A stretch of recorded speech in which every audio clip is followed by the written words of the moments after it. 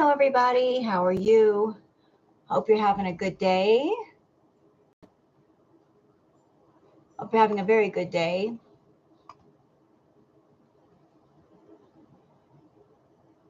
Let me just go ahead and get my tarot cards out so you guys can join me and we can do some live foodie tarot. I haven't done this in a while.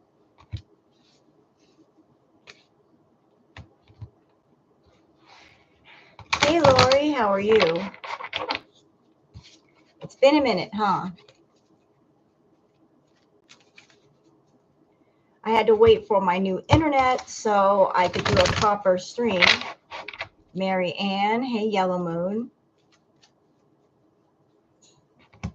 Sorry I haven't done a reading in so long, y'all, but bad internet is bad internet. Hey, Lori.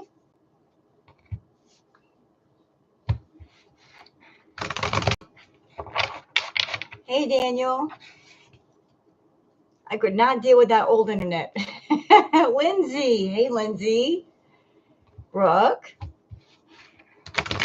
How is everybody today?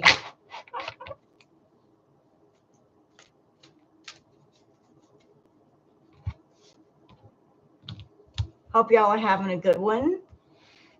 Hello, Honore. Yes, Lindsay has a great channel.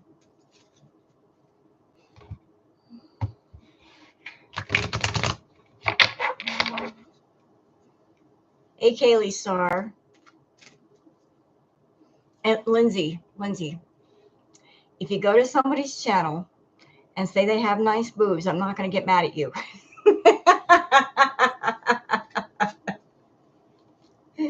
Y'all can go anywhere you want and say somebody has nice boobs. I'm not going to get mad at you. Because, you know, like I'm not a tyrant like that. Hey, 31. Okay, compliment whatever boobs you want. It's a free country. Nice boobs are nice boobs, eh? Do whatever you please. So how's everybody doing today?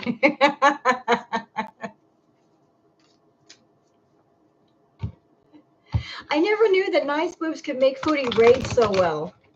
Who knew? Hey, Berry Breeze.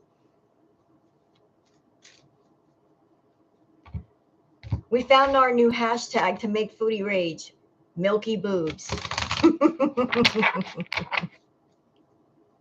Ah!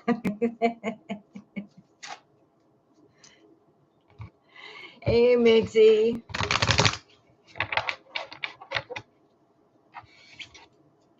How are you guys? I'm sorry I hit you guys up with so many reacts yesterday, but I was trying to catch up on all the stuff that I hadn't been doing the last 3 days.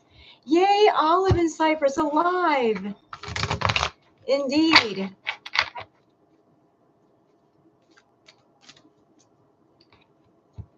Part of me wants to bet that Salad was looking and she got mad.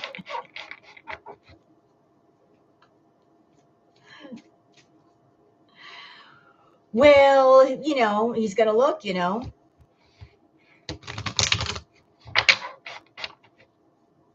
You know, Salad is kind of a sometimes kind of man. Sometimes he's yours and sometimes he's somebody else's. He's a sometimes kind of guy. He goes where the wind blows. Hey, Luna's mom. So Foodie is taking a break right now.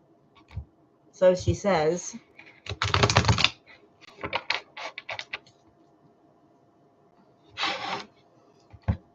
So you guys ready for some Foodie Beauty Tarot?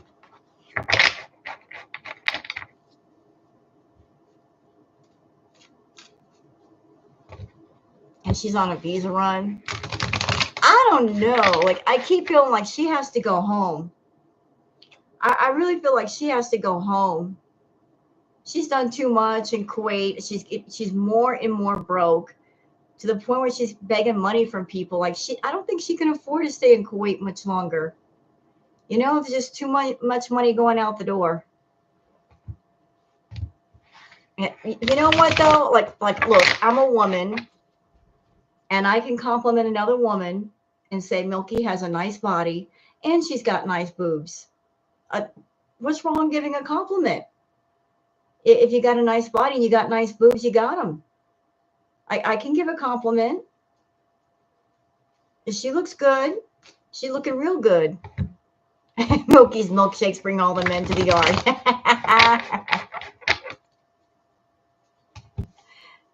It's okay to give somebody a compliment.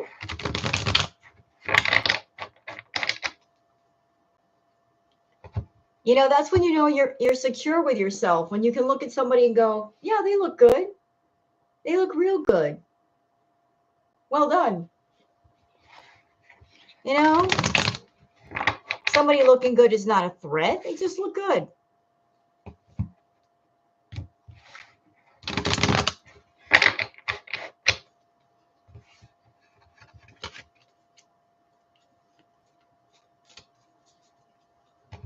You know what, though, Honora? Can I just say something about that? I have met some women who are on the bigger side, but beautiful. I mean, they were queens, gorgeous, nails on point, makeup on point, dressed well, smelling good. They were gorgeous. Beauty is not just limited to body size. It's everything. It's how you carry yourself. It's your presence. It's your charisma, your laughter, your personality. It's a collection of many things. It's a summary of all the parts. Foodie could be 120 pounds and she'd be ugly. If you were overweight, would you be embarrassed to ride a bike or would you go embrace it? Sweetheart, I already got a big ass. Are you kidding me?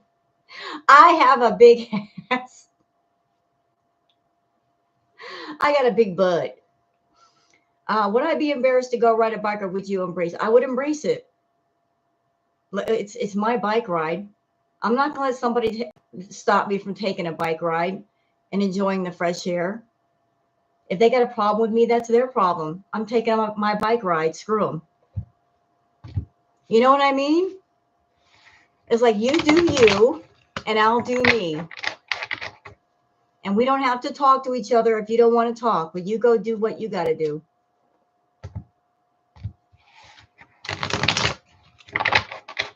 And if they say, you got thunder thighs, I'll say, you're right. I got thunder thighs because when I walk past you, I'm going to leave you shook.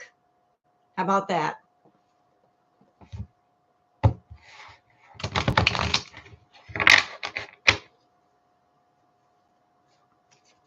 Okay.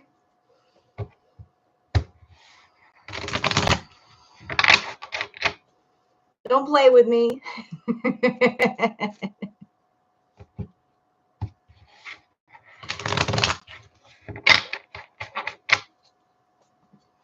All right, so we're not here to talk about boobs.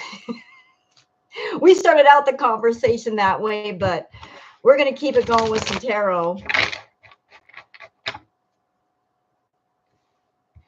Yeah, leave them all, exactly, leave them all shook. Damn it. Leave them all shook.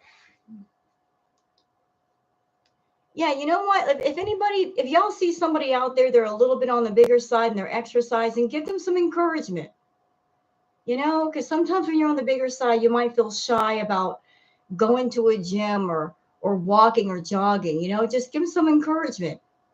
That way it breaks them out of their fear and gives them a bit more courage. Sometimes a little courage goes a long way. Don't judge a person on their size. You know, like everybody's got a different story. You don't know what they went through. You don't know where they came from. You don't know if they've been through something. You know, just be a friend.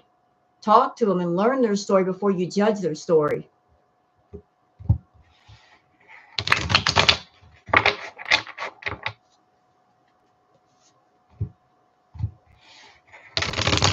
All right.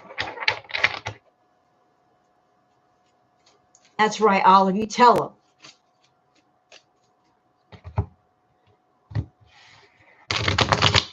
Hello, Tansy.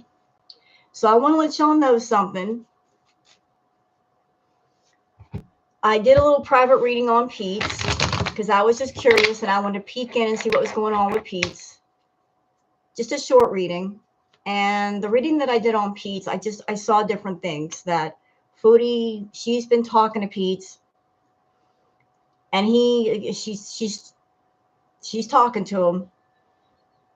He's conflicted right now, is Pete's. He's very conflicted. On one side, he cares about her, he wants to help her, but on the other side, he can't help her.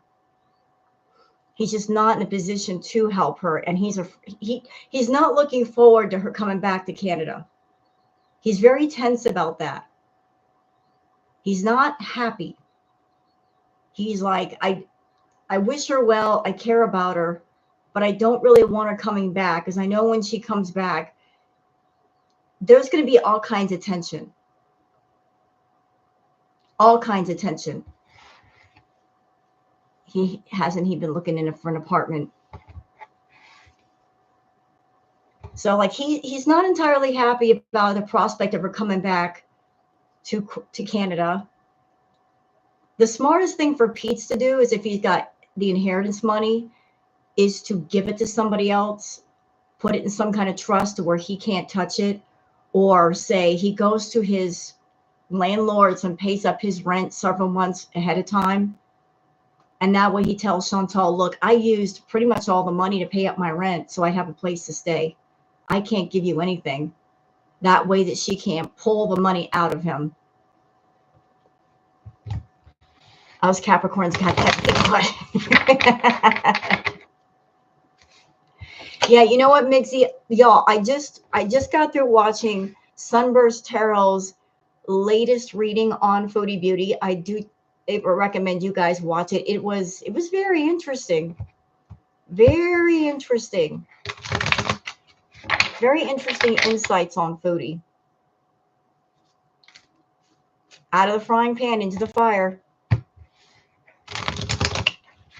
And all I'll say about that is, Foodie, I know you watch these tarot readings.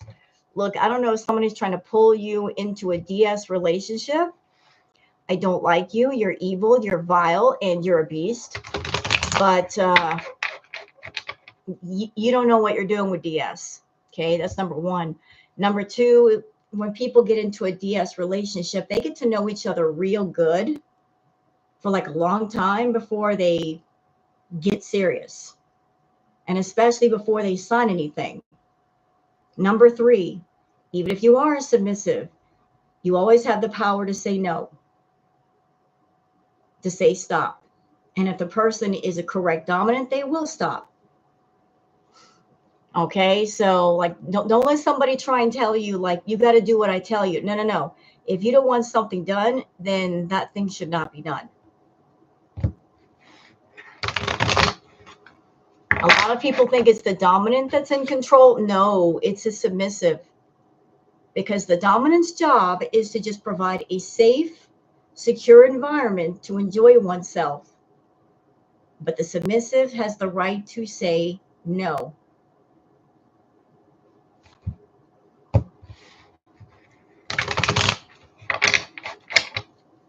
You always get the power to say no.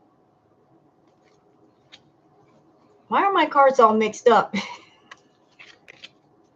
There we go. All right, so let me just go ahead and get these all shuffled up. But yeah, Pete's if she's coming back to Canada, he's not happy about it. He's not happy. He's feeling very tense because he knows the pressure she's going to put on him to give up the money to help her, and he's not looking forward to it. He cares about her, but it's like, I can't help you. And I know what you're going to do. I know how you're going to do it, and I'm not looking forward to it. Doesn't this sub tend to set the tone? I'm not sure. As far as that, usually a dom and a sub will sit down and talk.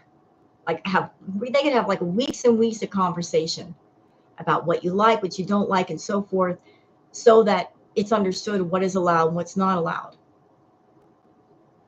You know, there has to be an element of trust there. In order to trust somebody, you have to know somebody. You can't just jump in and expect them to know your mind and what you like. But a dom will not do anything the sub doesn't want them to do or doesn't allow them to do. They're not supposed to anyway.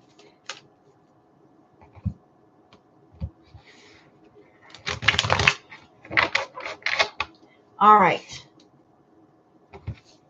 So I'm going to do some readings on Foodie and also on Salah. And I want to do one on Anime Sucks because I don't think he's completely out of the picture. I think he's just been hiding in the background, acting like he's not so in the open, but I think he is.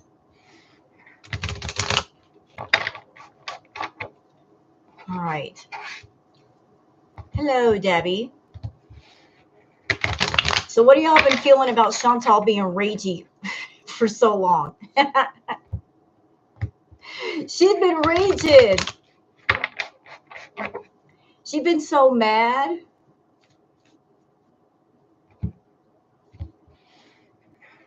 I'm not offended. Hello, Janie. What do y'all think about Foodie being ragey? Kuwait must have run out of Snickers bars. Rabies.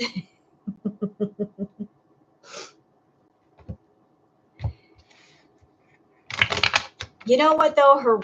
Her rages honestly are a tell. You can always tell when she's getting close to a visa run or going home because she gets extra nervous. And when she gets extra nervous, she gets extra ragey and she starts eating more food. She tells on herself. She really does tell on herself. And the feeling that I'm getting from Chantal is if she knows she's going home, then she might have the attitude of, well, I'm leaving Kuwait anyway. So even if they deport me, so what? I'm leaving. What have I got to lose?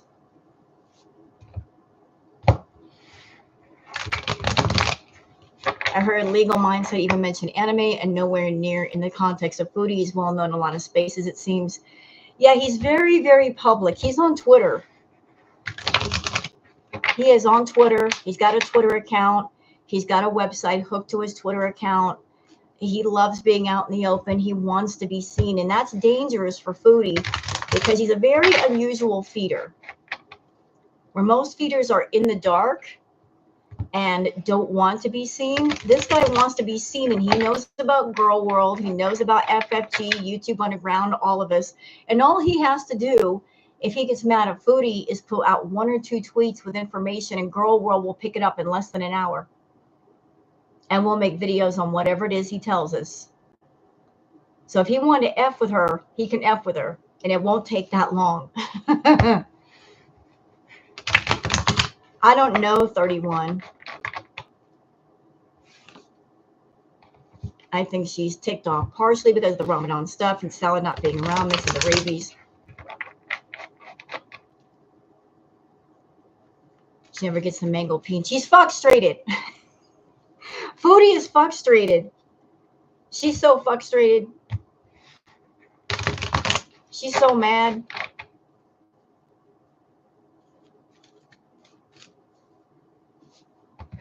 She is so mad. She's frustrated.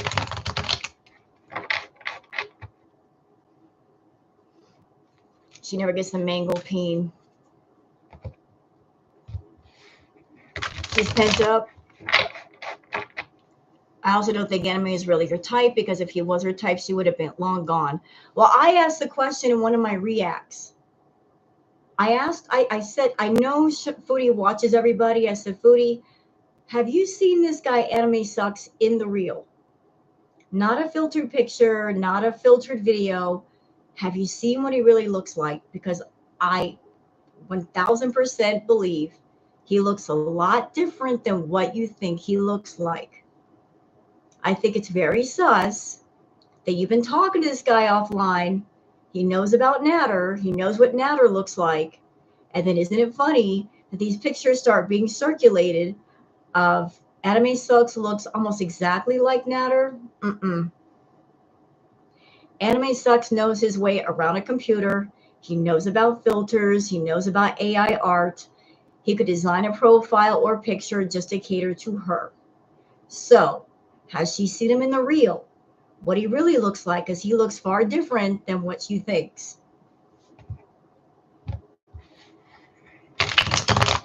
And if she knows what he really looks like, that might be the reason why she ain't going to go see him.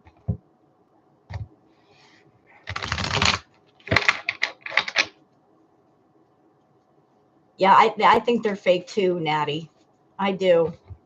I think he faked an entire profile just to get in her good graces, but that ain't him. Nope.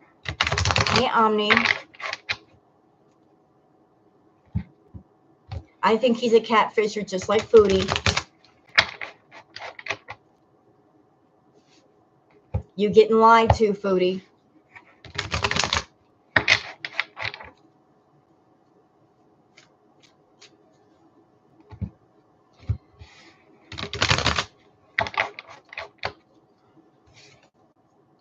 I also want to take a moment to apologize for my bad language on one of my reacts because I had to go off on Foodie when she was talking about the DV stuff.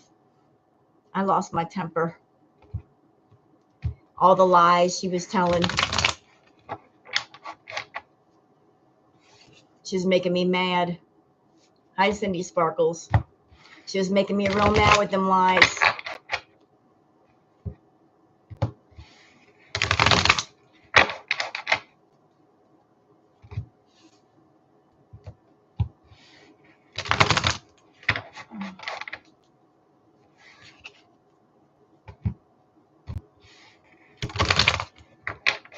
Hey, Dan. I was trying to be a good girl. I wanted to say more, but if I said more, I would have gotten canceled. I would have gotten canceled. These bad words. Oh, since we're in here, since we do have some people in here, y'all, Beck is so close to getting 100K.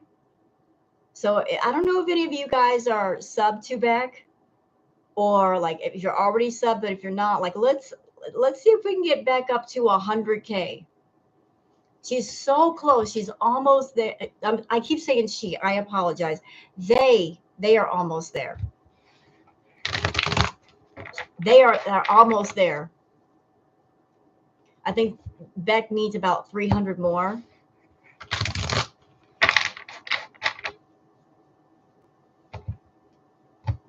Them, exactly. They, them.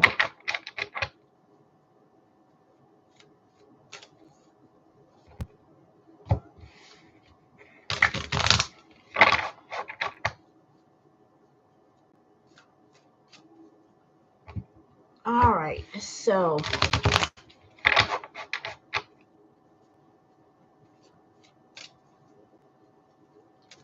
all right, Foodie, let's give a general reading of you and what's going on with you.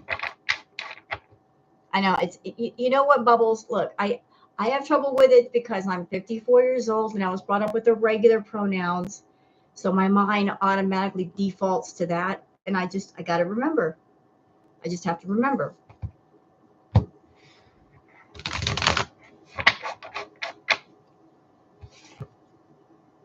So everybody check out Kind of Good, Kind of Back. Let's see if we can get back to 100K.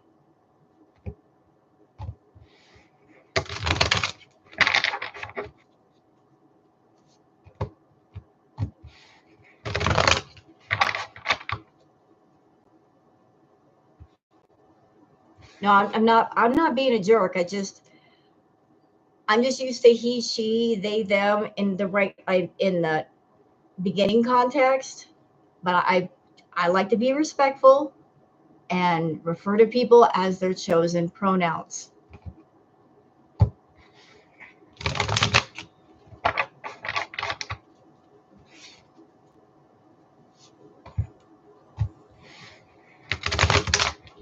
All right, so let's get into the Foodie stuff.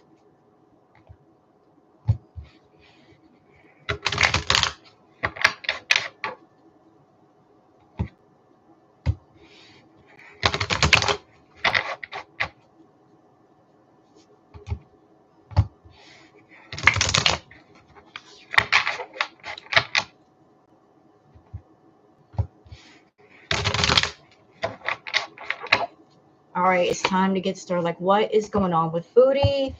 What is her general energy right now? Like, I've been picking up on her energy for days. She doesn't know where she's going to go. She doesn't know what she's going to do. Foodie's she likes to fly on the seat of her pants. Everything's always last minute. And she bases what she's going to say on where she ends up. Does that make sense? It's like, let me see where I'm going to end up. And then depending on where I end up and who's around me, that determines the next set of lies that I tell people.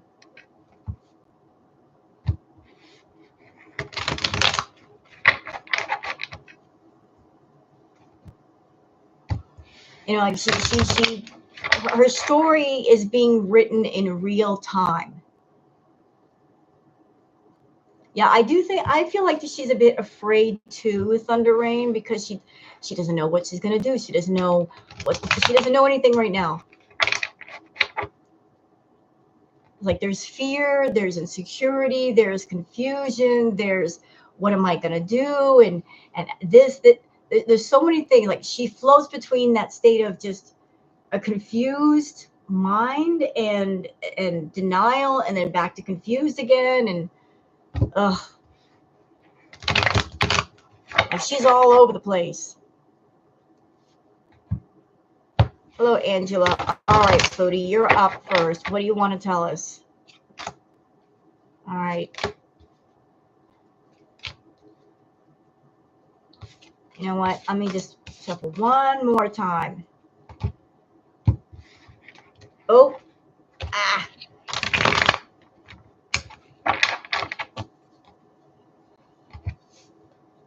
Not quite there yet. Almost there.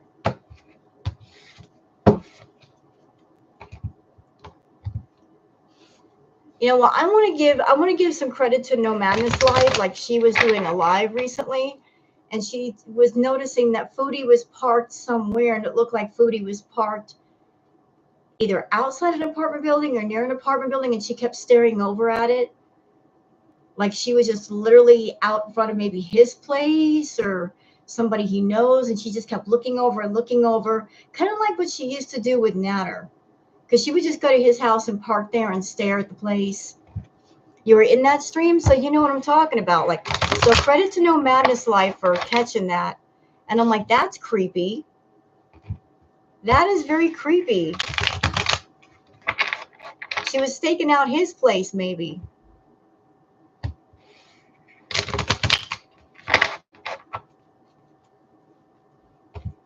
Why are you staking out his place, Foodie? Hi, Mia.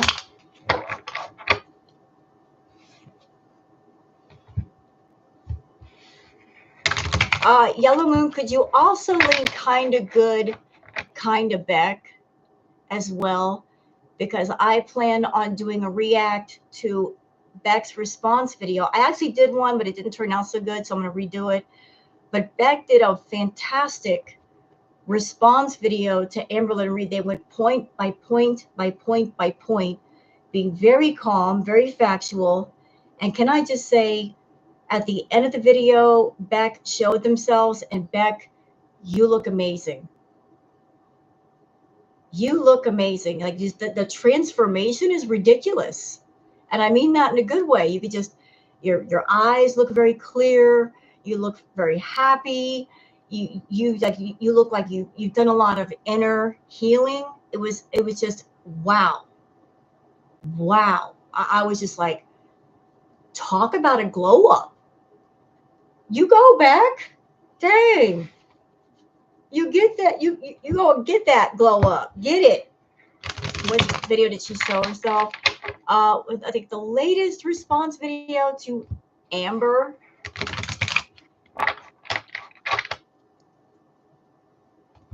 But Beck looks amazing. Holy moly, macaroni and cheese, fat man.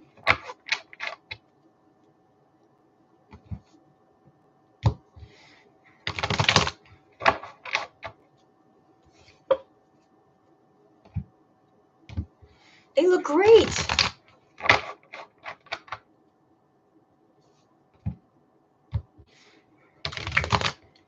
All right. All right, Foodie.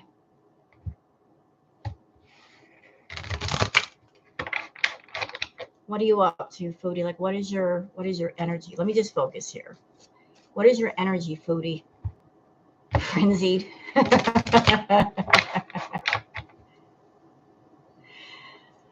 Spirit says frenzied in a tailspin. Ooh, not good. Mm-mm. Girl, get it together. You got places to go and people to see and things to do. You can't be falling apart like that. You need to get some stuff done. This is not the time to fall apart. This is the time to pull it together. All right. Let's see what we got.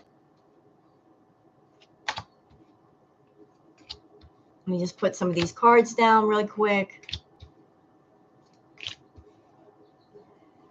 Well, that doesn't look good. All right. Yikes. So the first card down is the Eight of Swords. Ugh. So you are not happy, Foodie. This is your energy right now. There's a feeling of, I keep feeling this is your confusion. You're feeling very confused. You're feeling very like no, you know what? I take that back. It's not so much confusion as it is denial. Spirit just corrected me. It's not confusion. It's denial. Like, this is somebody who if they don't want to see something, they're not going to see it. Like, she is just closing her eyes to everything. Absolutely everything. Like, there's a sense of like, I'm just going to close my eyes, and if I don't look at something, then it doesn't exist. So by closing your eyes, Foodie, you are binding yourself. Like, if you opened your eyes to what was going on around you and just faced it, just face the truth of everything, it's going to be overwhelming. It's going to be very overwhelming. But when you close your eyes to the truth, you bind yourself.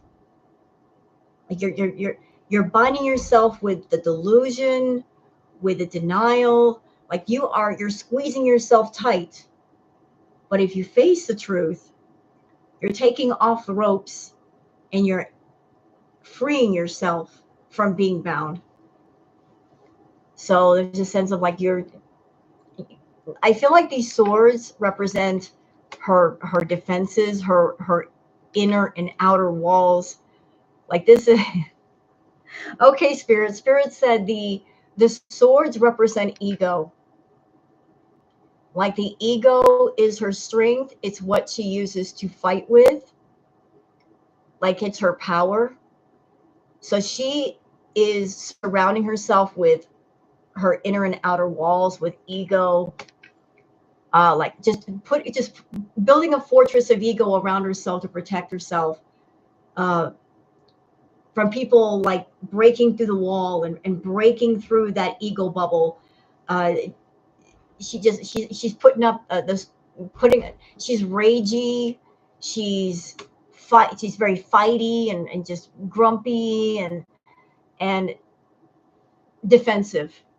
That's the word I was looking for, defensive. Like, she's being very defensive right now because her anger, her rages, the bad attitude, those are her protective walls. So she's got her protective walls up, and she's, like, putting the blindfold on because she doesn't want to see things as they really are. She just wants to stand completely still, not move, not go anywhere. And another thing that's popping out at me here, water basically represents emotion. It can be something emotional. So the water in this picture,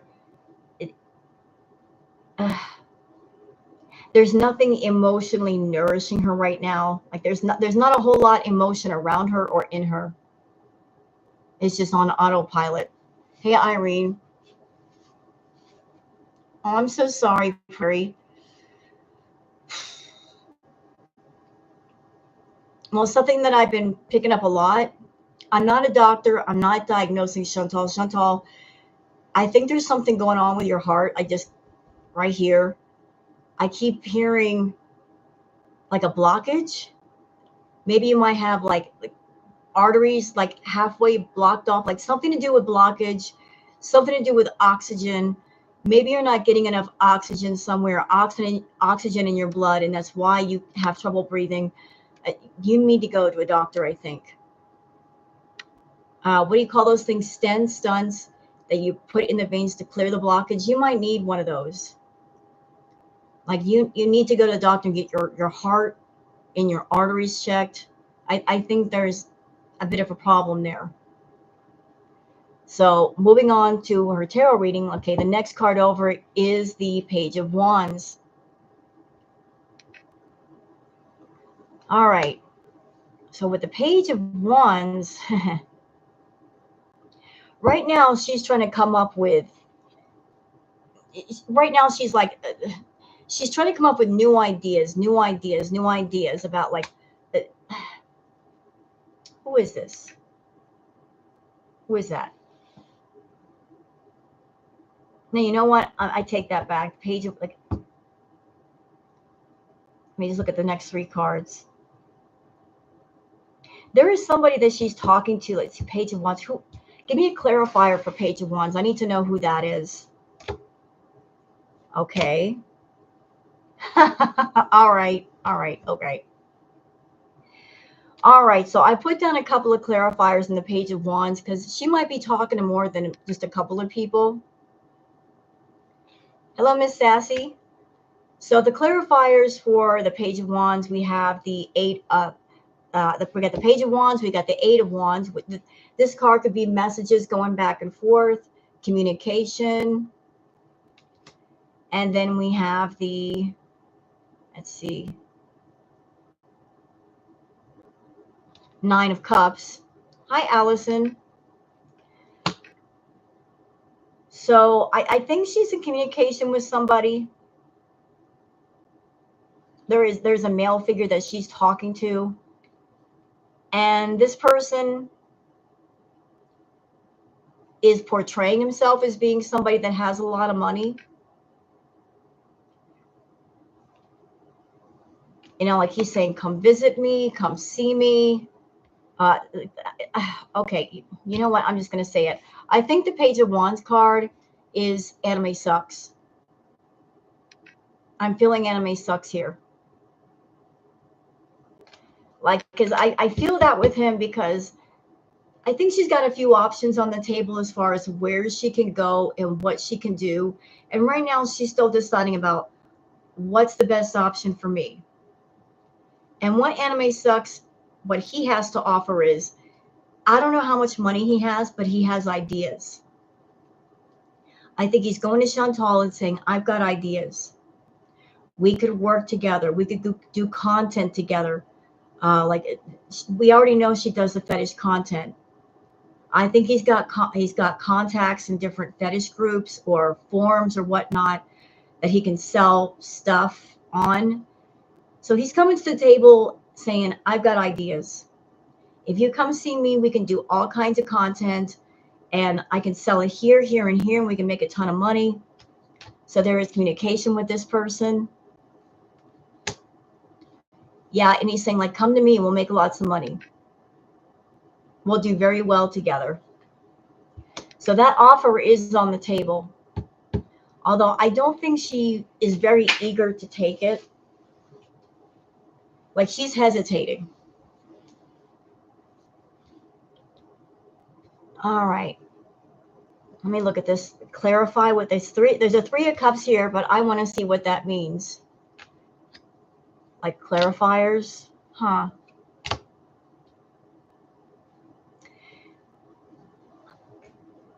I think she's going home. I think she's going home. We got the Three of Cups. Hey, Ray. And we also have the Queen of Cups. This feels like mom. This feels like Shme. We also got the Queen of Wands. So I think anime Anime Sucks wants her to come visit, but she also wants to go home.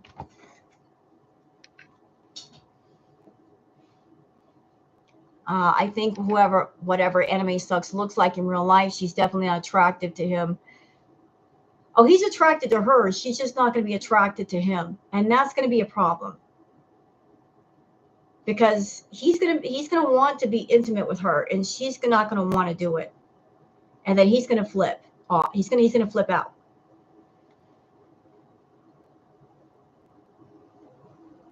All right. So next card over is the, okay. We got the star card. So Chantal, I think you're doing some stuff after dark. I think you're doing some sexy content of sorts at night. You're doing some sexy nighttime content, after dark content. But the money that you're making off this sexy after dark content, like whatever you make doing that, the money's already spent. Hey, T-Bird. Like, that's what it feels like with the star card. Like, this is like at night, a star at night.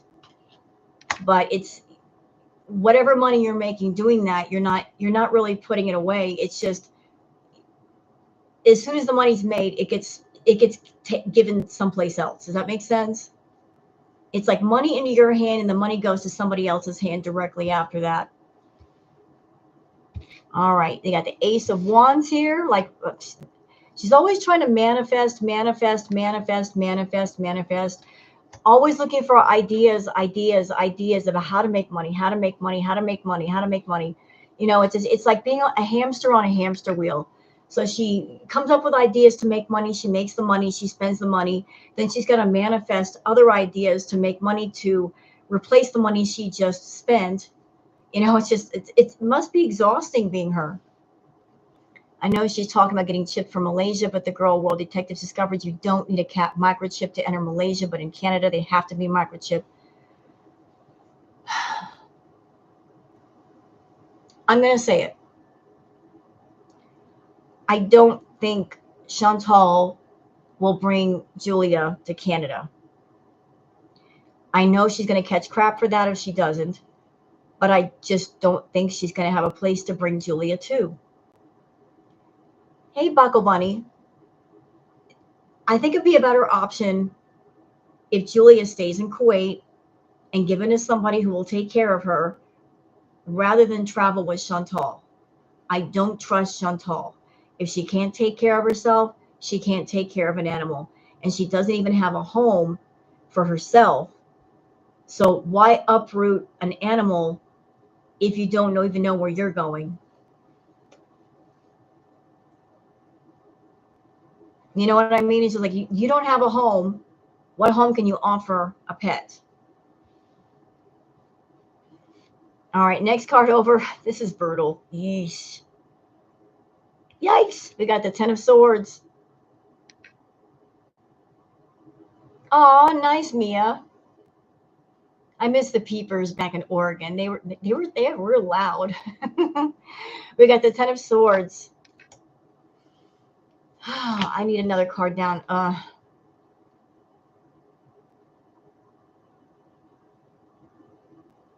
You know, all the mukbangs that she's doing right now.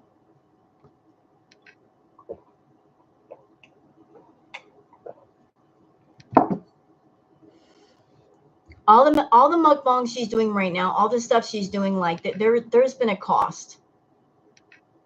You know, it's hurting her body. You know, I feel like there's been a lot. There's body pains, there's body aches. Like, she's hurting right now.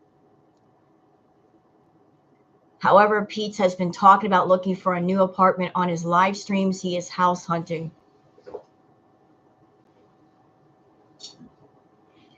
You know, he might be saying that just to keep Chantal off his back.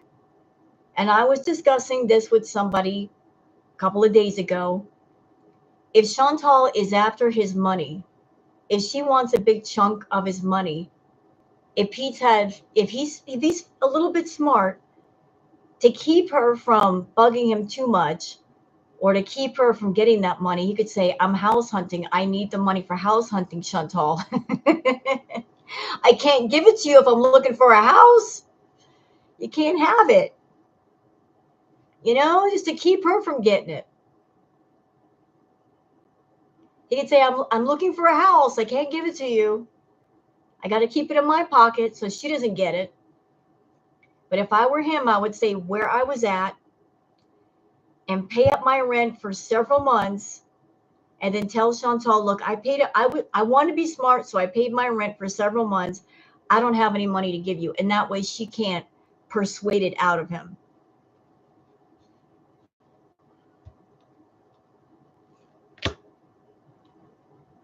All right, so we've got,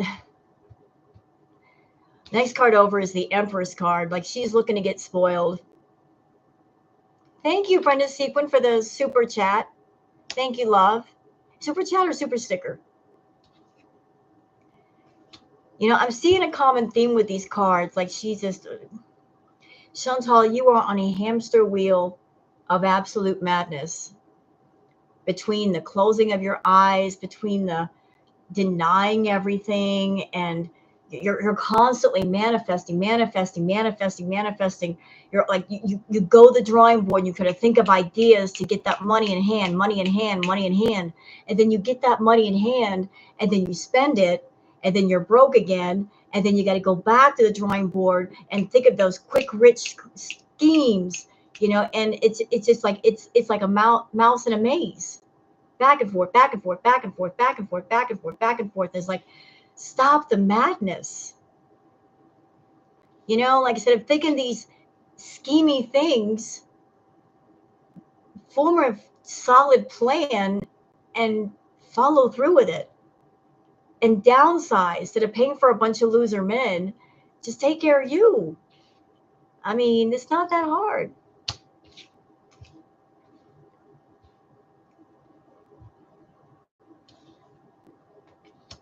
She's running out of ideas. She has been manic because she's desperate. I can see that. Because she's trying to figure out each and every way to rip off her beezers, and I don't see how she still has beezers. I really don't. And I also know that some of the beezers, and some of them are going around to different chats and spying on people and reporting back to Chantal. Like, there might be some of the beezers in my stream right now that later on when she goes live, they're going to snitch about, oh, this tarot reader said this and this tarot reader said that, and thinking they're going to get extra brownie points with Chantal. Chantal doesn't care. She watches us too. You're not going to tell her anything she doesn't already know. Speaking of which, Chantal, I watched Neo Tarot's newest reading on you. Leave Neo alone. I don't know what you're doing. I don't know who you're going to. You need to quit. You really need to quit. You're not going to get what you want. You need to stop messing with people. You need to stop people. You need to stop going to people doing things on your behalf. All you're doing is creating bad energy for yourself, ma'am. I don't know how many times we got to have this conversation. Whatever you're doing is not going to work. It's just going to boomerang and hit you in the back of the head. I'm the messenger. I'm giving you the message. Do with it as you will. And stop messing with the tarot readers. Stop messing with Girl World. Stop doing all the ritual spell work stuff that you think you know what you're doing. You don't. You're messing with things you don't understand. Quit it. Just quit it. You're just making bad energy for you, not us. All right. So yeah, here we are, like her manifesting. I want. Like, how can I make money? Where is the money? How can I get it in my hand right now? Ugh. Okay. All right.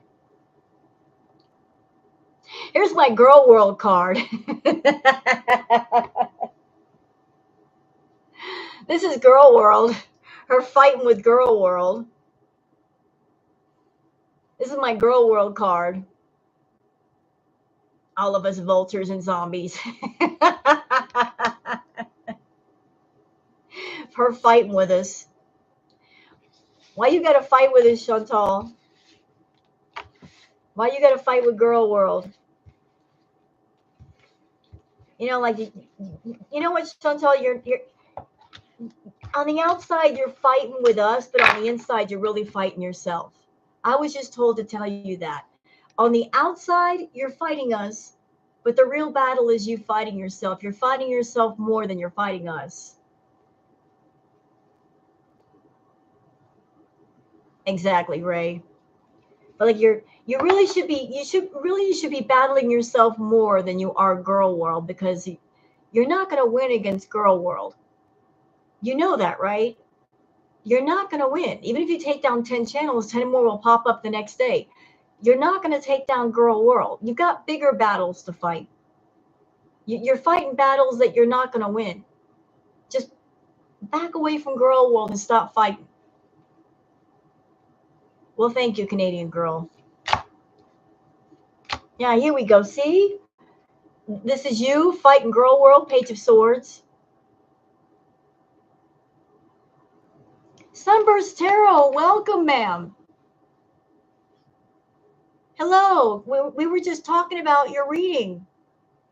The one that I just got through watching, the one that we are giving all that wonderful, interesting information about what's going on with Foodie. I was just like, she better be careful. She better be careful. Yeah, everybody, Sunburst Tarot, she does tarot readings on her channel. She just did one of Foodie Beauty. I encourage everybody to check it out. Really amazing reading. I'm going to react to it later. Like I was just, digesting all the information. It doesn't sound like Miss Foodie's going to be having a good time soon. Not at all. Yeah, she wants a victory with the Ace of Swords. She wants to be victorious with her battles, but is she? Ace of Swords. Nope. Ace of Swords leads to the Hanged Man. What are you telling me, Spirit? Ace of. You want to be this, Chantal. You want to be the Ace of Swords. Oh, thank you, the person that sent me the gift. Thank you so much. I got a notification on my phone. Thank you so much. I don't want to say your name if you don't want me to say your name. But like this is what she wants. She wants to be victorious in battle. But I just did a clarifier card. I'm looking for the right words. By trying to claim a victory, in order to get the victory, Chantal, you're going to end up making yourself stuck. Does that make sense? By trying to go for the victory, it's not going to be a complete victory. You're going to end up making yourself stuck. Or the Hanged Man.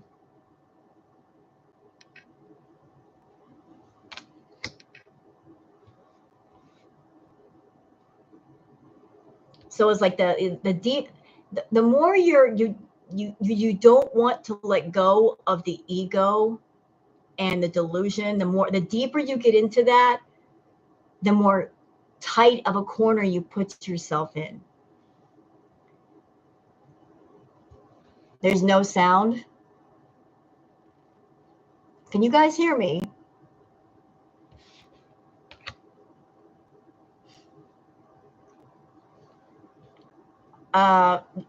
Maybe this person, I don't know if they can hear. Maybe this person was trying to troll me. Oh, do we have some trolls in the room? Oh, I love playing with those. I love playing with the trolls. I love playing with the trolls. I know that they're in here lurking. They're like, how can we fuck with Rose Thorn?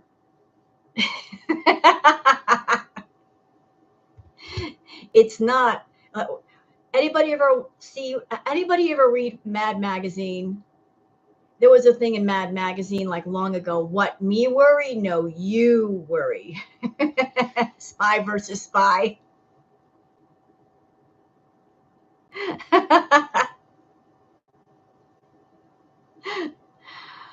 I used to love Mad Magazine. I should tell you where my humor's at. Spy versus spy. All right, shall we go on with the reading? I think we shall. All right. Oh, uh-oh. Eesh. Oh, so the next cards over are the Queen of Pentacles. We also got the Justice card and the World.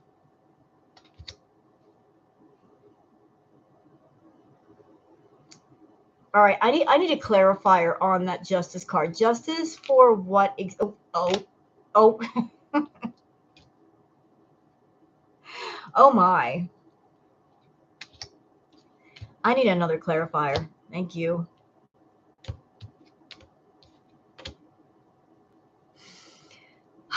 Okay, I did some clarifiers on the Justice card. We got the Queen of Swords,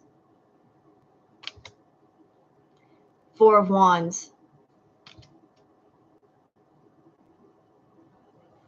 then we got the Ten of Pentacles,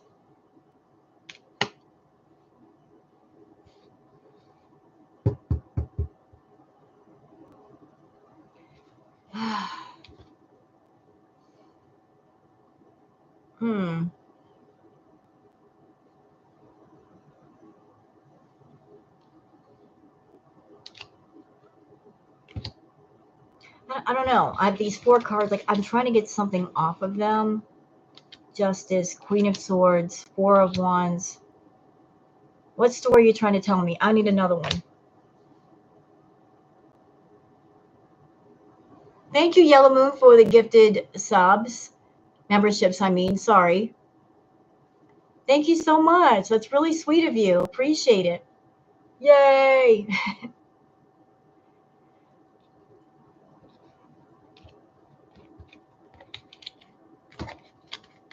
I don't know. I keep getting a feeling from those cards that when Chantal leaves Kuwait, like when she goes home, wherever she ends up, like she's going to have both middle fingers up and she's going to start talking. She's going to start talking. Like the Queen of Swords, the sword is up. They're ready to fight. It's like, I'm going to turn what I know into money. Yeah, but we're just going to bees. A World card. So like it's just a matter of time, girl world. We just got, when it comes to Foodie Beauty, you got to play the patience game. You got to be patient with her. We want everything now. We get impatient, but you got to be patient with Chantal. She doesn't give everything quickly. She just doesn't. It's impossible. What do we got here? Nope, that's not the deck I wanted. I want this one. Like her general energy and what she's feeling. I hope when this ends, Salah starts a Foodie reactions channel. Let me tell you something. If that man wants to make money, he don't have to go out at 1 a.m. and get her donuts. All he has to do is sit down at a computer, have a webcam, start recording, post some videos, and he'll make more money with a few videos than he will for his entire time being with Foodie. Hey, Hale. Yeah, Foodie tells on herself. You know, the same thing with Pete. If Pete wants money, out of all the men she's ever been around, Pete, he has the most dirt. He's got 17 years worth of dirt. He could make a gold mine talking about what he knows. And if he did, it would have been deserved. All the things she did to Pete, if he started talking, it would just be just desserts. He's got 17 years worth of dirt on that woman. He could make bank. He could make serious bank. Pay up his rent for a couple of years, that's for sure.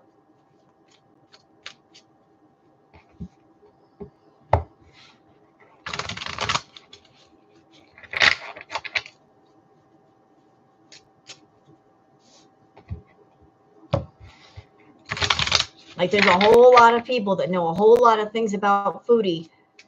If they started talking, they'd make bank.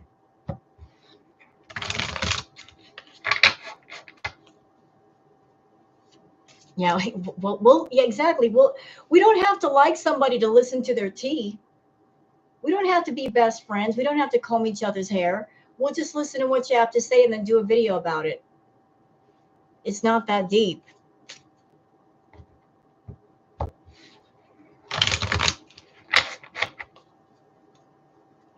wonder if she made Salad sign an NDA. I think they got dirt on each other. I really do. I think they know things about each other.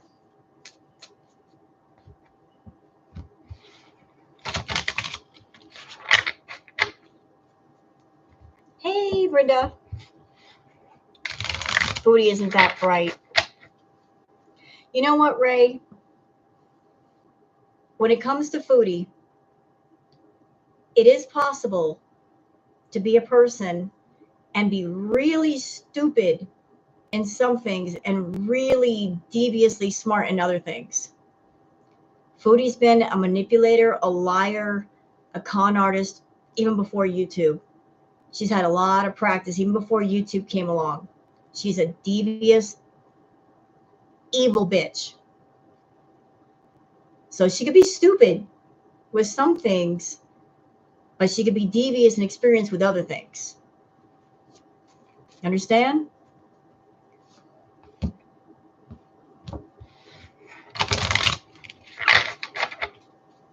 Like she's smart in ways she shouldn't be smart.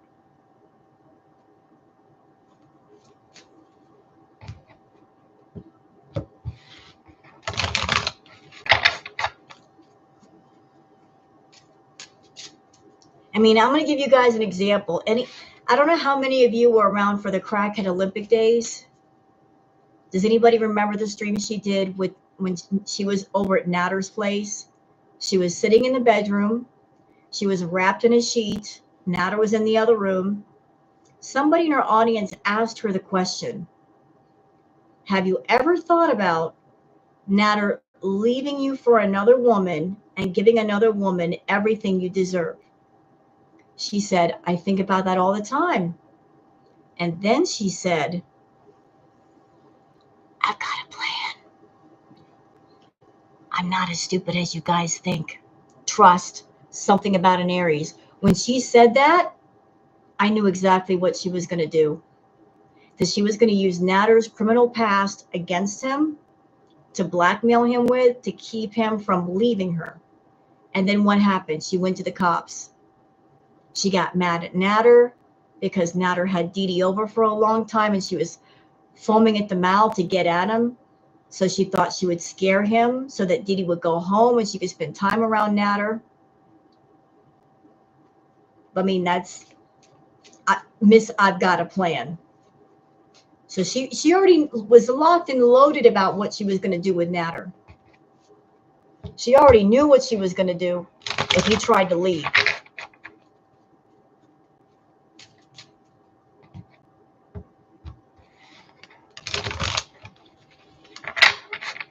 All right, so let's do some oracle cards on Miss Foodie. Thank you, Mia. Aw, you're not interrupting, Mia. Thank you so much for the super sticker. Where is Booger? Booger's beneath the blanket. She's sleeping. Not good at being logical. You know what? Let me go get Booger. Booger, you sleeping? Where are you going? Hey, are you sleeping? Where is my cat? She's underneath the cup. Where are you, kid? There you is. Here you go.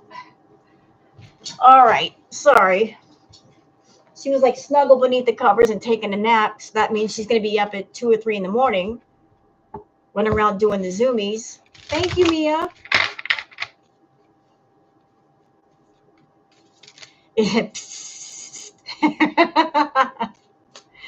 Look, are you sleeping? Did I wake you up? I don't remember how I started watching Girl World because it must have been traumatic. I'll tell you what, Crackhead Olympics was Crackhead Olympics for the reactors was practically an Olympic event that lasted for an entire year. 10 to 12 hours of live streams a day, every day, without stopping. Get up in the morning at 8 o'clock in the morning. She's already done 2 streams. You get through both of those reacting. She's got 2 more. You get through both of those. She's got 2 more. You're literally reacting from 8 o'clock in the morning until 1 o'clock the next morning. Oh my God. Like she kept her fuel tank topped off with Coca-Cola, the powdery kind. So she had that kind of energy, but we didn't. We were sober. Like I literally could have had a hard time keeping up with her. I was like, go to sleep, bitch. I'm tired. Nice, Karina Kaboom.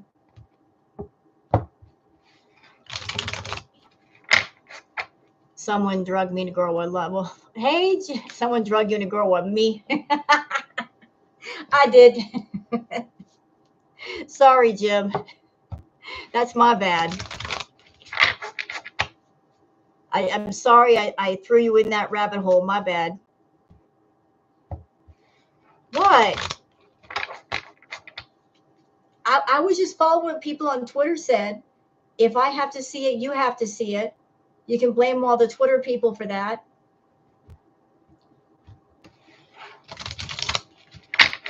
All right. Let's get into some Oracle stuff. Thank you, Brenda. You know what? I just want to give a shout out to all the great channels in Girl World. There's so many of them. And isn't it amazing how Foodie can do her boring content? And yet there are so many channels out there and we're all different. We all bring something different to the table. Shout out to all the wonderful creators and channels in Girl World. Because they're not just giving their commentary, but they bring their own sense of style and humor and take on things. They take Foodie's boring content and they make it interesting. And there's so people bring it in. They bring in different angles too. Like you got the lovely Sansa cooks doing the macros and like this. We've had channels that are animation. I mean, it's just amazing how Foodie's boring content has been transformed in so many different ways. You know, so many different angles to Foodie.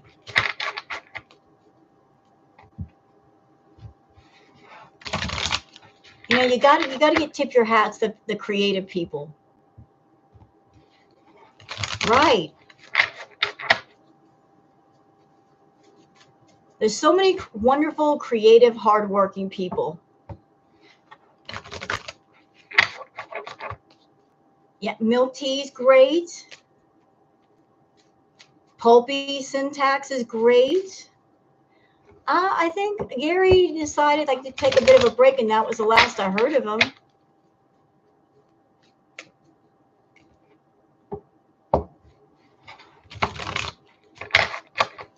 All right, so let's do some oracle on Foodie. Like what are her general thoughts? What's her feeling? Like what is she feeling about herself?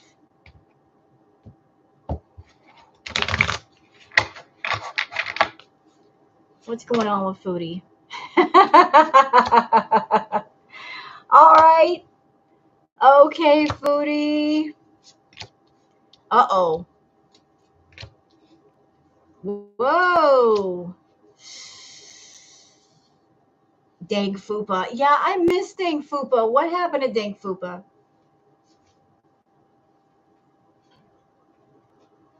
All right, so here's some of the cards I just pulled out for Foodie. How is she feeling about herself right now? So she's feeling very trashed, rejection, taking out the trash, kicked to the curb. So she's feeling very rejected right now, very much kicked to the curb. She's very much involved with the tea time, the gossiping, spreading rumors, drama. Like this points to her just being all over girl world, all over TikTok. Like she's spending more time than ever researching herself, looking up things about herself. Like this is, I keep hearing distraction. Like it's her distraction to pay attention to all of us. Like in order to keep myself from thinking about the things that I have to do, which is what I really should be thinking about, what I really should be focusing on, I'm going to distract myself by immersing myself in the gossip, the rumors, like what are people saying? What's the speculation? Blah, blah, blah, blah, blah. Like, so she is just been all over the place looking at the getting in everybody's tea times, walking up to everybody's table and having a seat, pouring herself a cup of tea and listening to all the gossip.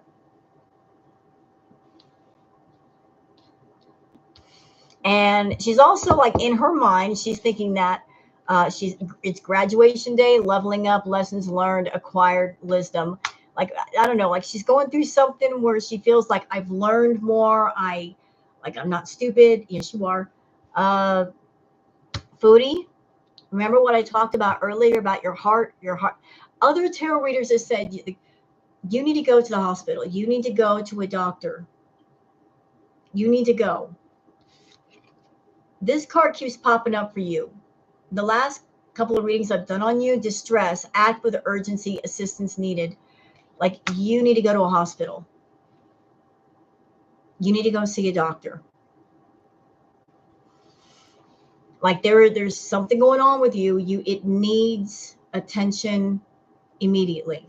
This is not some light matter. You need to go. Like you might be getting some signs that something is seriously wrong. Stop ignoring them. Go to a doctor. But you're not going to a doctor. Instead, what you're doing is you're giving zero fucks, disregard, unfazed, unbothered, carefree. Like you're putting everything on ignore, mute, ignore, mute, ignore, mute, mute, mute, mute, mute. You're pushing that mute button. You're pushing the ignore button. You're deleting all of those emails coming in. You're like, if I delete it and if I mute it and I ignore it, it'll go away. No, it won't go away.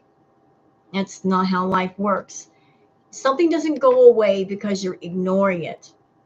It's just problems pile on top of problems.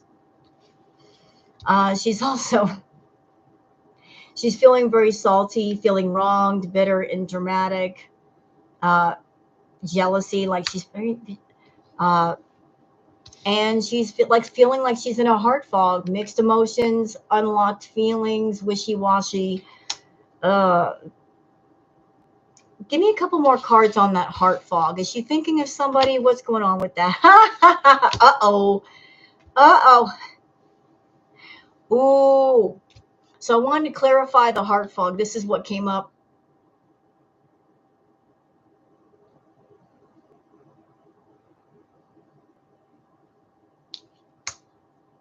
And then this.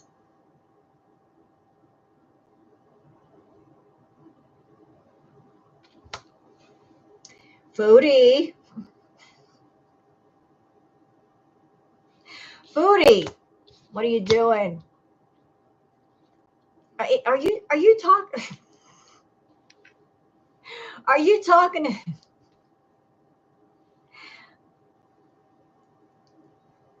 Are you talking to somebody, Foodie, and they want you to engage in some after dark conversation, playtime? I mean, I'm not judging if you are. I'm not. That's your business. I don't care. But maybe this person has the kinky ways, and maybe you got the kinky ways, or some sort of a connection, and that's causing the heart fog. Yeah, I know, Sunburst. I was just thinking about your reading, and I'm like, what? What the hell? I need some clarifiers. I'm gonna draw some more cards on that. These three: kinky ways, heart fog, all the feels. Give me some more. Give me some more. Oh, shit. All right. So the first card, like we're pulling out a sequence. We got kinky ways, sexually open, looking to explore fantasies and fetishes, followed by the heart fog card, mixed emotions, unclear feelings, wishy-washy, followed by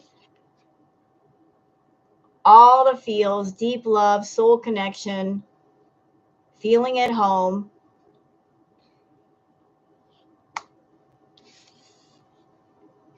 followed by the thirsty card, seeking attention, needing validation, desperate and pushy. Here we go. Sunburst, check this out. Receipts, evidence, guilty as charged, exposed, on blast, outing personal info, being called out, public humiliation. Oh no.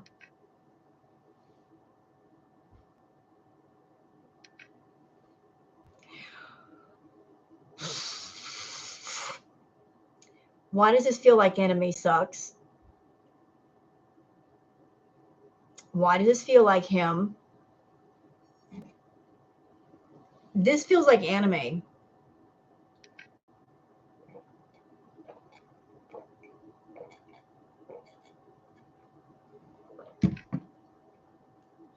Either this is anime or Nads.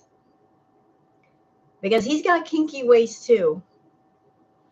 Like the thing is, I don't know how much talking she's done with Anime Sucks, like how deep into him she is. I know how deep she is into Nads. This card, all the feels, deep love, soul connection, feeling at home. I know she feels that for Nads. And I know that she's been thirsty for Nads, like she's always been stuck on him. But whoever it is that she's stuck on, that she's got kinky ways with, Chantal, they got the receipts. They're going to get the receipts and they're going to put you on blast. Okay? So, you know, like what's in the dark will come to the light. Do you understand? What's in the dark will come to the light. So let's see what we got here for pull out another tarot deck. That could be Nads. He did just post that trailer to his channel a few days ago. Was it a trailer to a video that he did? See, the problem with Natter is that he's an idiot. Even if he's got like really hot tea on Chantal, we can't react to him. With all the strikes that he's thrown at people, we can't react to his video. We can talk about what he said, but we can't show his image. We can't point the arrow back at his channel because of everything he's done to girl world.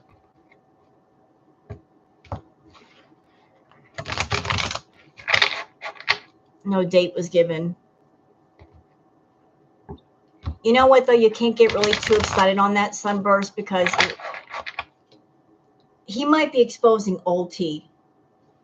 You know what I mean? It could be old tea, unless he's got something new.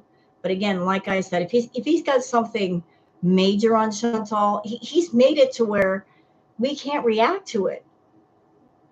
Anyone even shows his face for half a second, he throws a privacy complaint. So we don't react to him. He screwed himself over. He screwed himself over by doing that.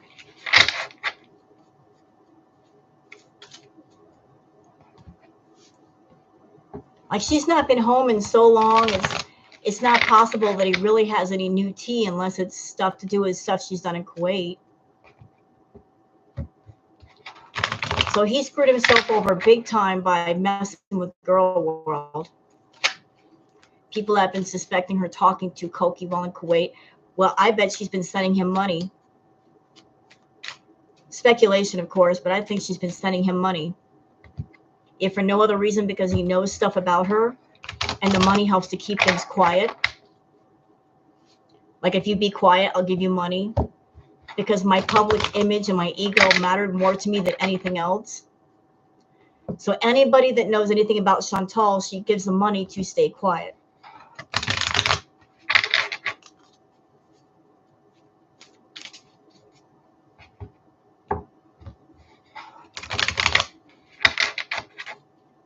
All right, so let's do one on Mr. Salad. What's your energy, Salad?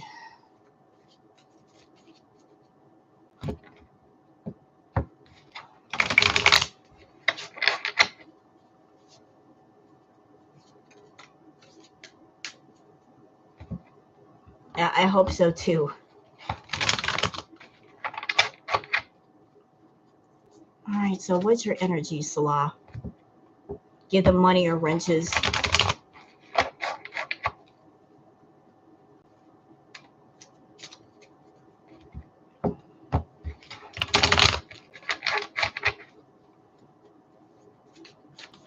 Man, if I could just get that music out of my head.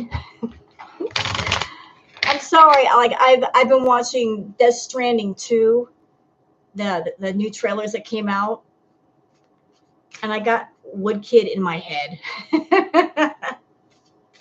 I got the song from Woodkid in my head. It's a beautiful song, but it's like I need my brain for tarot. And I want to play Death Stranding 2.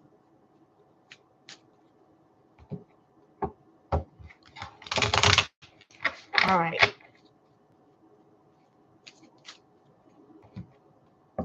No clue, Irene.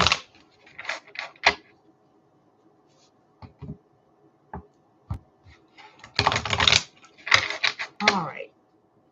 So what would you like? What is your current state, Salah?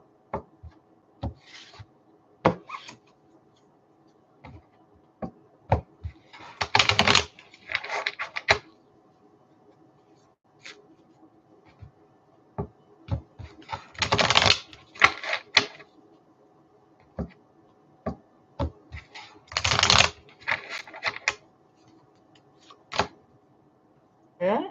Oh. Let me just try this again. By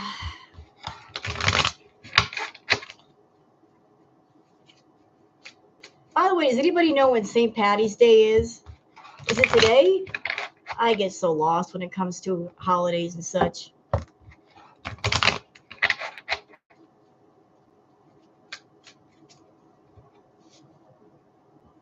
Tomorrow. Well, if it's tomorrow, even tonight, like, I don't know if you guys got anywhere to go, if you got errands to run, if you plan on driving anywhere tomorrow or even late tonight, y'all be careful out there. Hear me? Just be careful because there are going to be some drunk, stupid people on the road. Try to get whatever you got to get done early in the day and then just stay home because you know there's going to be popo all over the streets. All the drunk, stupid people who get behind the wheel. Y'all be careful. You got to go somewhere. If you got to go someplace, do defensive driving and like keep your eyes out. If you see somebody drunk, turn them in. Call the cops and say, hey, there's some drunk idiot on the road. Get him off the road. And if you're feeling intoxicated, take a cab. It's cheaper than going to court. Y'all be careful. It gets terrible on St. Patty's.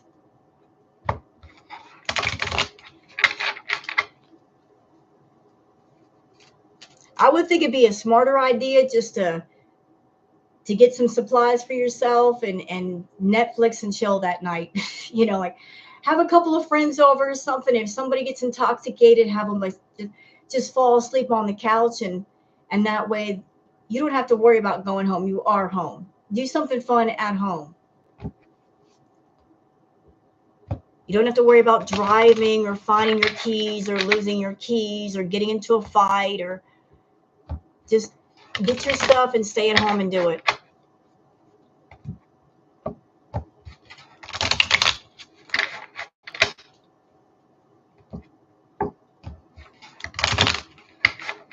All right, Salad. What do you want to tell us, sir?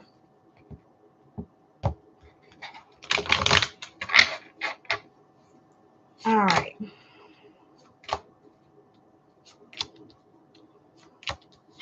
Oh, shit.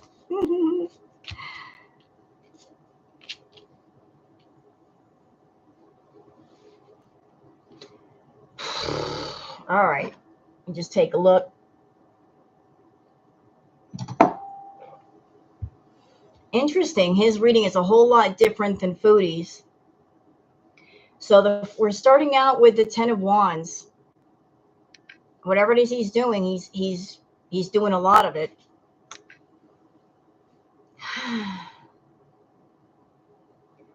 Like whatever his workload is, he's working on something. Yep. He's looking at other projects. He's looking at other ways of making money. You know, like when he's away from Foodie, this is what he's up to. He's up to something that he's making money or trying to make money. Like he's trying to branch out and do things for himself. And it's all because the fucking Foodie, Queen of Swords. This Queen of Swords. Like the feeling that I'm getting is he's trying to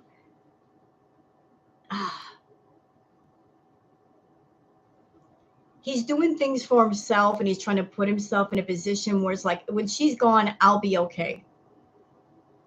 That's the feeling.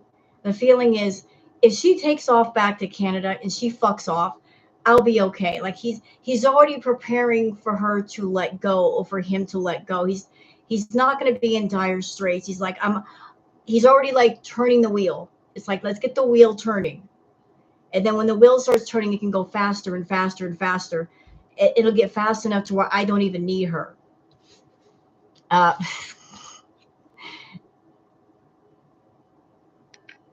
Yeah, because he's going to be sending you home soon, Foodie. 6 of Swords. This keeps coming up for you. You got to go. You've got to go. You got to get gone. But you know what? You shouldn't fight this, Foodie, because this needs to happen. You need to let him go. He needs to let you go. Holding on too long to something that doesn't work doesn't make any kind of sense. As much as it hurts, as much as it pisses you off, this needs to happen.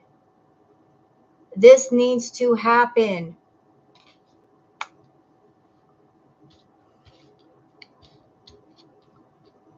Oh. So again, we got the Page of Wands. Thinking of ideas. Then with the Magician card, he's manifesting something. He might be looking to make some money somewhere. And this is going to happen after she's gone. I wonder what he's going to do.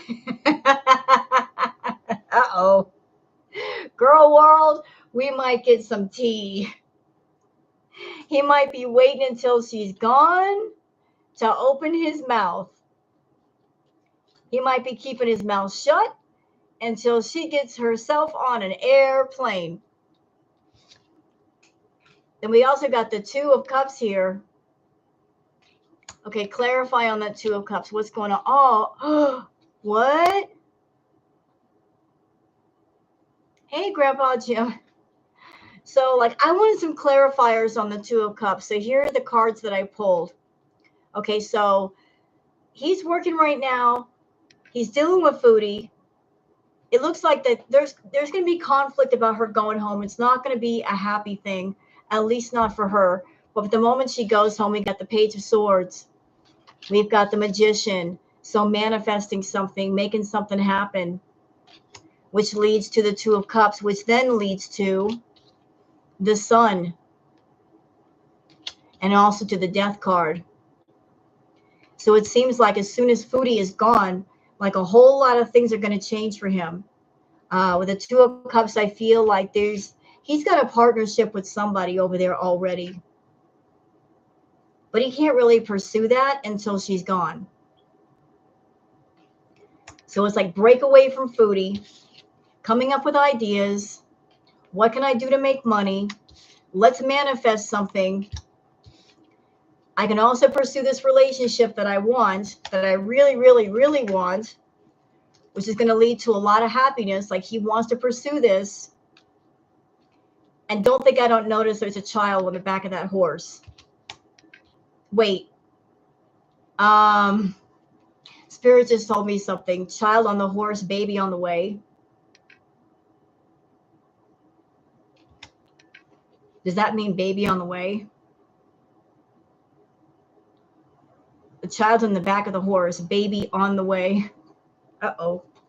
Which is going to mean big change for him.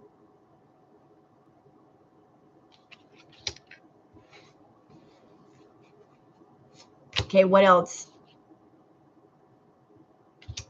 All right, hold on.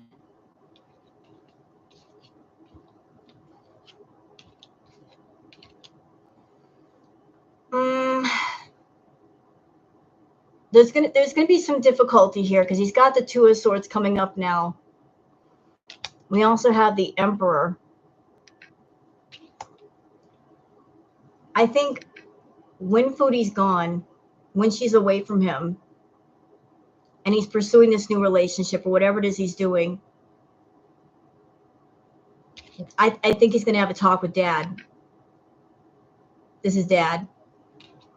And Dad is gonna be like, you need to pick which battle you're gonna fight. You need to pick which path you're gonna go to. You can't hold on to both paths. It's either you got to do something here, son. You're holding too many swords.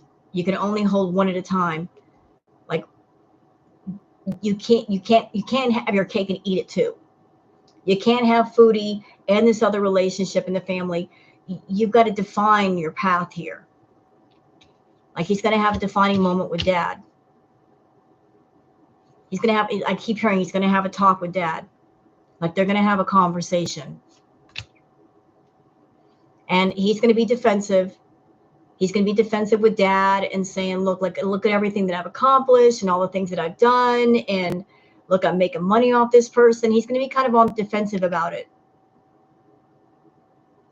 Like, I've got this villa and the car and it wasn't a waste of time. Like, he's going to be a bit on the bullheaded, stubborn, defensive side. And this is how I make money, Dad. You know, like I'm getting stuff out of it. But it better be careful because there's a Justice card. There's a Justice card. So I want to stop right here and pick up the Oracle deck. Because it's calling to me. Let me just put that over here. Oh. Pick up this deck. Haven't used this deck tonight.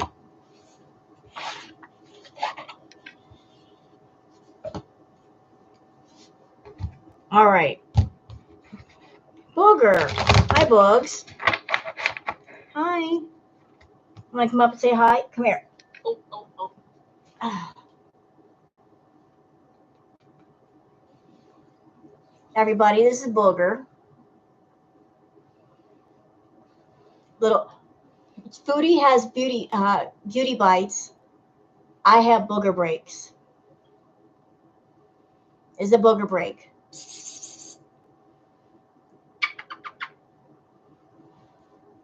Don't worry, Booger. I won't step on your foot.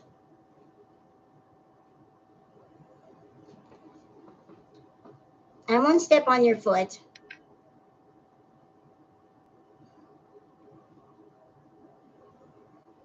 This is what we do. She likes when I wear hoodies. She likes when I wear hoodies. She does. She likes when I wear hoodies or sweaters. She's like, you feel so warm. I get to cuddle up to Mama.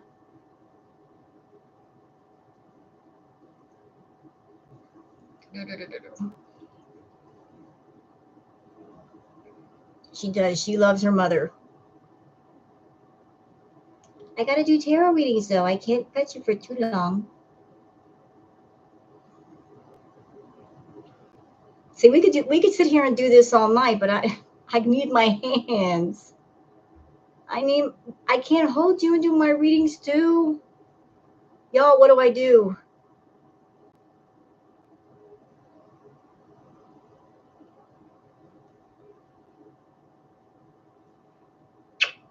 Get the baby.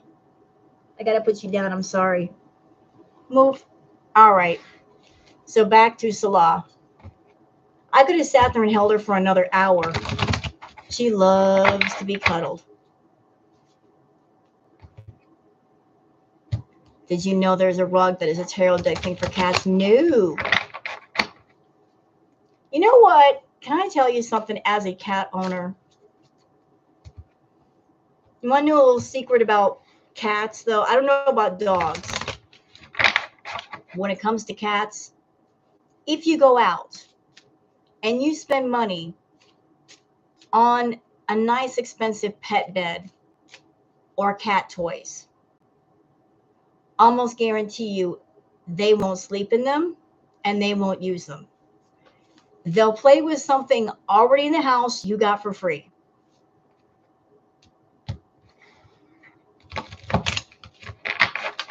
You can sit there and spend 20 bucks on a doggone toy and they won't even touch it. But the moment you drop a bottle cap on the floor, hours of fun, or a hair tie, something you already have. You'll buy a pet bed, they'll never lay in it. They'll lay on your bed, though. They'll lay on the couch. I'm telling you. Mine did love their $30 cardboard couch, though. You know what? They love cardboard boxes, and those are cheap. You give them a cardboard box, and they're all about that life. I got a pet bed in my room right now. Booger's never slept in it. Never will sleep in it. Booger. What, baby? What is it? Ice cubes? I'm being for real and serious. You try to be nice and spend money on cat toys and cat beds. Cats don't care. They don't care. They're like, I don't care how much money you spent on that. I don't like it. Take it back.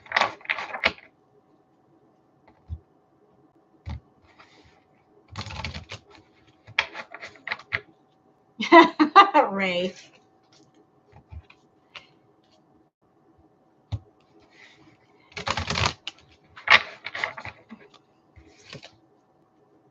Yeah, well, as far as cat toys, Booger likes my scrunchy hair ties. She likes playing fetch with those. She does. She likes hair ties. Like, we'll play fetch with the hair ties. And she does this thing where she'll lay on the floor sideways, take the little rubber band thing, and she'll stretch it between one front paw and one back paw and flick it across the room and go get it. And then bring it back and do it all over again. Like she plays, like ball with herself. She likes to stretch out the hair tie, and then when it flicks away from her, she likes to go get it.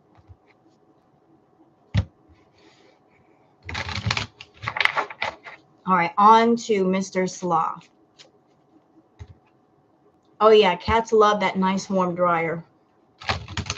And be careful about cats if you have space heaters or fireplaces.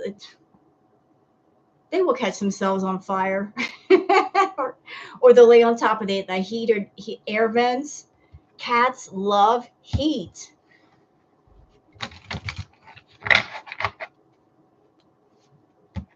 They love the heat.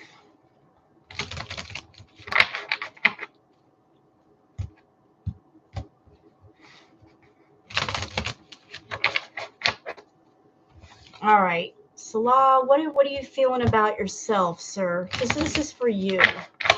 What are you feeling about yourself? Like, where's your state of mind?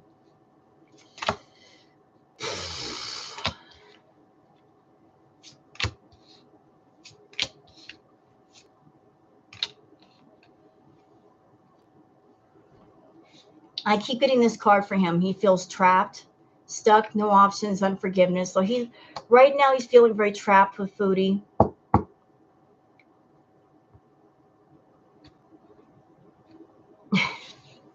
I feel this also as it pertains to her. Narcissist, egotistical, opportunist, fragile. So trapped by a narcissist who looks like an egg. How appropriate.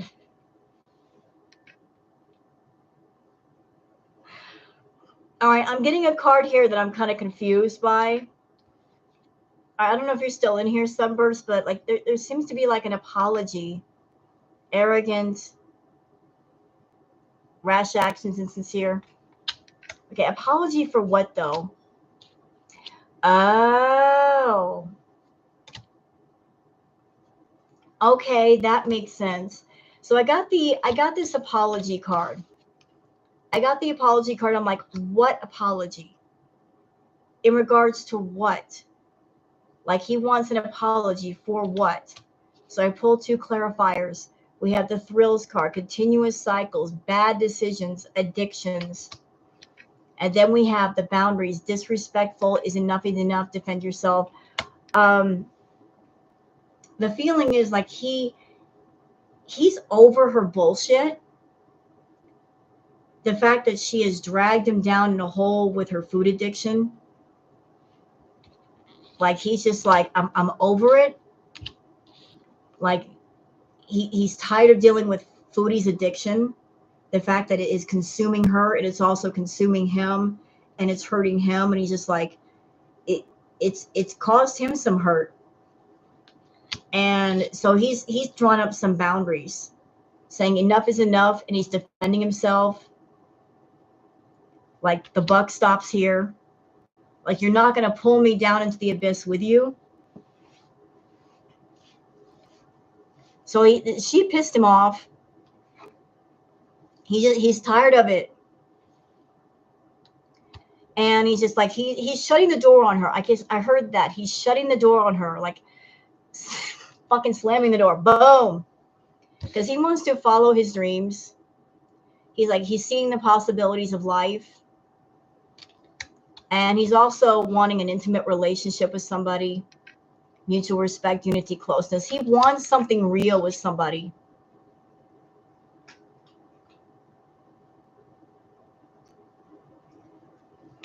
Like he wants to go do what he wants to go do. And he knows he can't do what he wants around her. He knows he can't do what he wants around Foodie. He just can't. Like she won't let him live. She won't let him breathe. So now I want to ask about like how he feels about Chantal. This should be good. How does he feel about you, Foodie?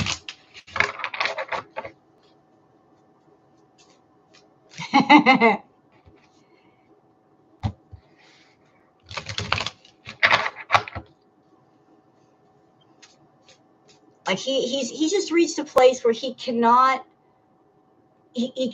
physically, mentally, psychologically be around her anymore. He's hit his absolute limit. He doesn't want to be around her. He doesn't want to be around anything to do with her. He's just like, just do what you got to do. Leave me alone. I don't want to be around you.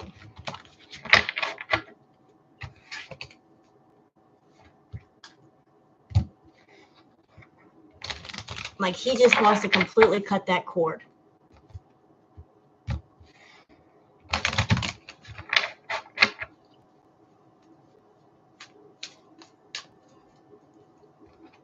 Well, she's got a debit card, Sunburst Tarot. She showed it in a live stream. She went to go get donuts. She's got a debit card. She kind of showed it on stream when she was paying. I think she meant to show it, but I'm not sure. But she's got her debit card back. It's for a Canadian bank account. All right, so how do you feel? How do you feel about Foodie, though? No, I can't blame him, Mrs. Chester.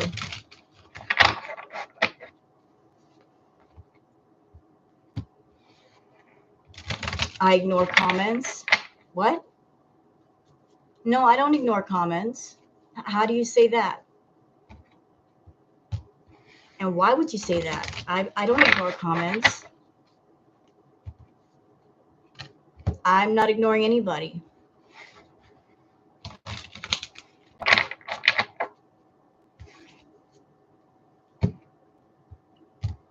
All right. I'm sitting here doing my tarot readings and keeping an eye on the screen and answering people. All right. Back to Salah. How do you feel about Foodie? Did she try to tell us she was always using his cards, big baller that he is? She just tried saying that, but it was always her money. You know what? I happen to agree with you, Brenda. Don't worry, I'm keeping an eye on that person.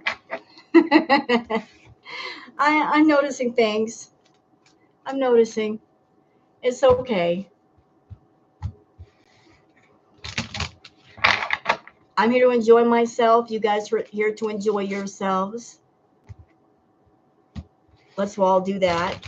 All right.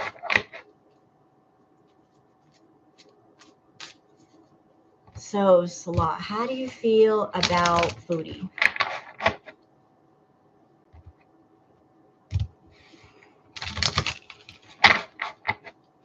Dip my pretzels, shamrocks, and chocolate. Oh. No chocolate covered strawberries? I know that's not St. Patty's Day like, but they're still delicious. But I can roll with the chocolate covered pretzels.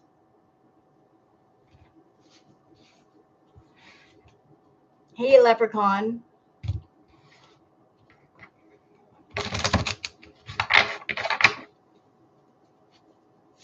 Chocolate covered strawberries is too much. It's not that bad. It doesn't take that long. But hey, chocolate covered pretzels, okay. Oh. All right, Salah. How do you, I just want to make sure I don't get the same cards for Salah on this deck. I want them all to be different, if possible, unless the same ones want to come up. So how are you feeling about Foodie, Salah? How are you feeling about her? Oh.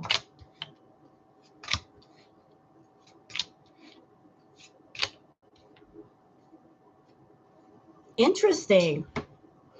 So this time I'm asking about how does he feel about her? This is not about just himself. Suffering in silence, unspoken desires, real feelings, broken dreams. So like this, there's just, they're not happy. He's not happy. He's trying to be hopeful. But he feels like he's basically like he feels in isolation, rejected, left alone, self-inflicted. Like it, he feels like she's in a hole with her addiction and there's no getting her out of it. Like she's isolating herself. Like she is just, the addiction with food is just, it swallowed her whole. It's taken her over. Like literally this could be Foodie. Rejected, left alone, self-inflicted. Like she continues to hurt herself.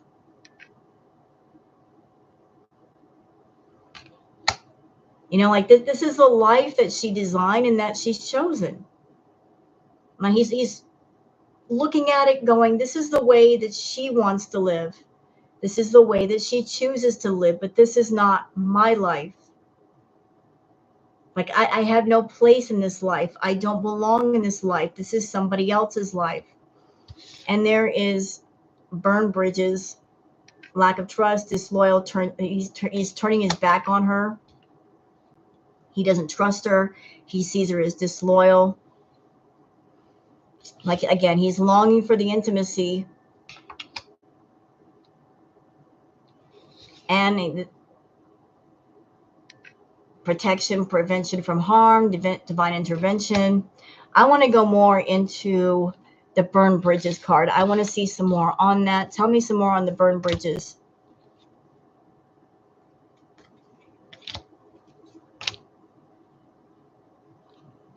Okay, so the two cards I got were mentorship, wisdom, and giving back. So this looks like a father and a son. So I just did a reading on Salah where it looks like the father and he are going to have a bit of a talk. And then we got the trapped card. So I'm feeling like dad is going to be talking to Salah because he needs some nurturing right now because he feels trapped. He's trying to get away from Foodie. He feels trapped. And so he needs a guiding hand to, like, somebody to come along and just talk some sense into him, like help him through this. So, like, I don't know what dad has planned, but I think he might be reaching out to the family for help or advice or wisdom because he's like, I don't know what to do.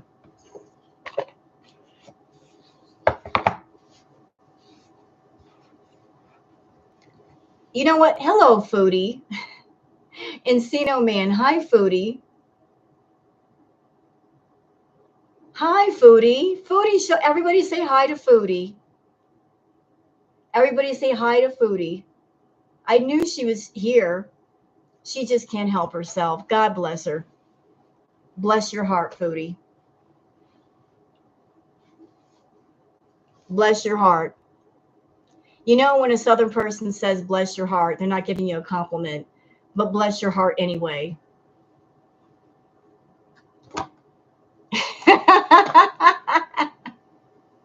So it is Foodie. I knew it was Foodie. Salah and me are ceiling watching you.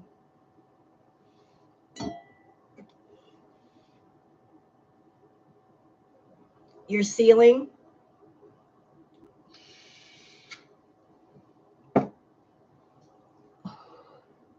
I'm sure he feels much better after watching Milky Chai and her lovely boobs. I bet.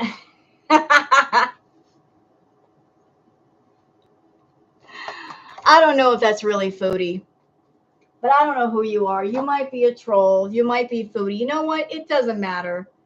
If you're coming in here to fuck with me, I'm going to fuck with you right back. You know, I look at the trolls coming in here as like a video game. I'm looking to get some points. Time to play. You want to fuck with me, I'll fuck with you right back. You don't understand. I play World of Warcraft for over 10 years, and I'm looking to go back, but you want to see some quality trolls? Go in World of Warcraft and just sit and trade chat. You'll see how they do. You'll see what the trolls are like in World of Warcraft. They'll rip you to pieces.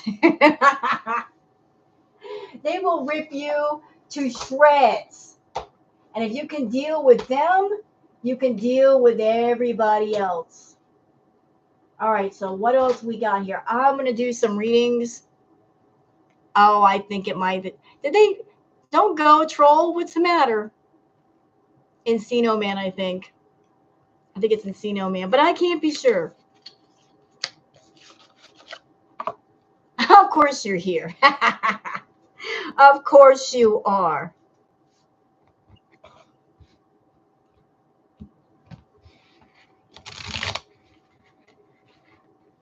Ask your cards if I'm Chantal. I don't have to ask. I don't have to ask. I do what I want. You ain't the boss of me. I do as I please. I'm too damn old to be bossed around by somebody.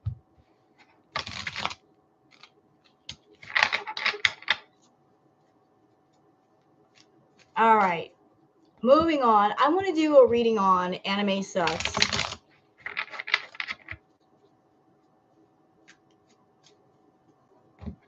Yeah, I trust me, I will carry on. This is my life. I really don't need permission, but thank you.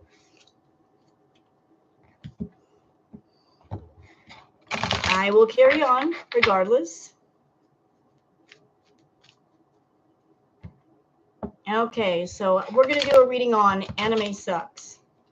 This anime was very out in the open for a while, and they've kind of taken a back seat. I wonder what's going on with anime.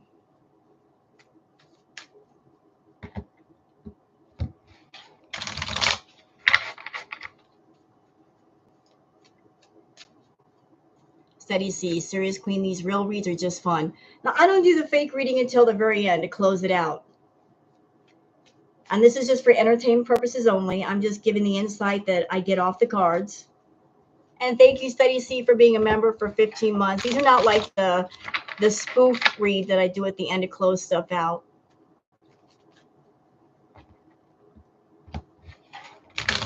Again, it's just for entertainment.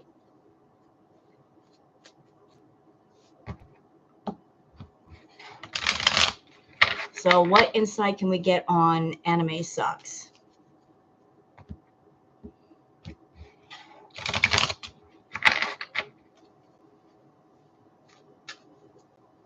Encino Man, can I point something out to you? You know, I'm not going to get mad. If you're looking for me to get mad and yell and scream, I don't do that nonsense. Now, hold on. I just want to say something. So, I'm supposed to be a hater. I've been reacting to Foodie for years. And I think every reactor to Foodie, we've all said the same thing to Chantal. We've all told her to go home, go to a doctor, take care of herself. We've all said that. I've said that. I've told her numerous times to go check an inpatient. So your accusation is that I am a hater. At the same time, if you go into Foodie's chat, she's got a food addiction. There are people that get in her chat that are feeders. Even though she's a type 2 diabetic and she's got a food addiction, they encourage her to eat more food. They ask her about, can you get dessert? Can you eat for us? We love when you eat for us. Correct me if I'm wrong, but I would think that a real hater is someone who's encouraging an addict in their addiction and funding the addiction on top of that. Because if those people cared about Foodie, they would not encourage her to eat. They would not send her money to eat, giving money for her drug of choice. That's a real hater. As much as I don't like Foodie, I'm not encouraging her in her addiction. I'm not. All right, so before anybody can be labeled haters, those people in her chat that have their friendly faces that they're giving her money to go get fast food, those are the real haters. So like before there's a label on haters, look at the people who are paying for the addiction and encouraging the addiction versus the one who are saying, go to the hospital, go to inpatient, go get therapy.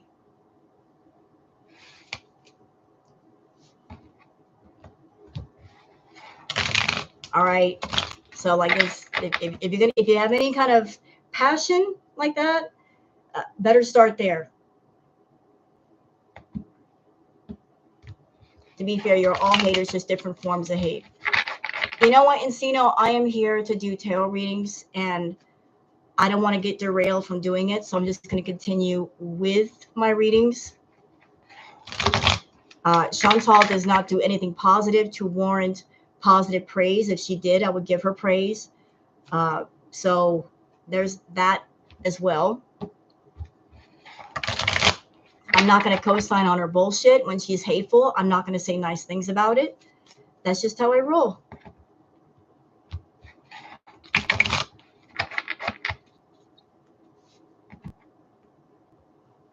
All right. Moving on. We had a moment. Moment's over. Moment is over.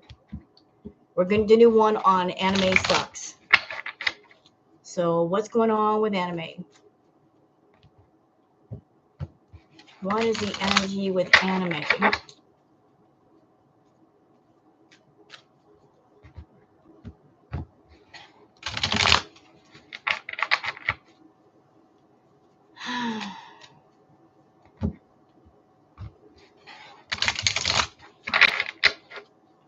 Okay.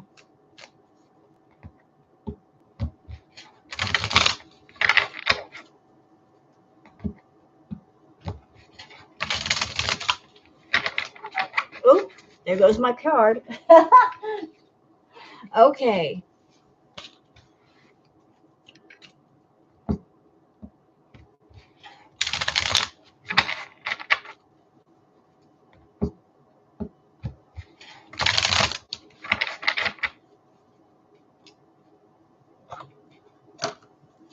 All right. Oh, interesting.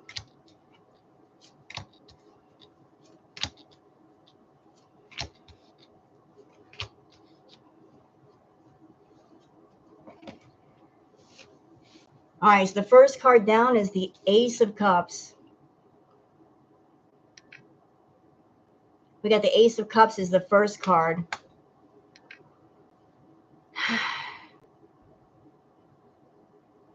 He's up to something. Like he's got plans. With this Ace of Cups, he's got plans. And it's something, the plans involve something emotional. I don't know, like the picture inside of the, inside of the, doggone it. Man, that card does not want to stay in my hand. Y'all take a good look at it. It looks like a heart inside of a cup.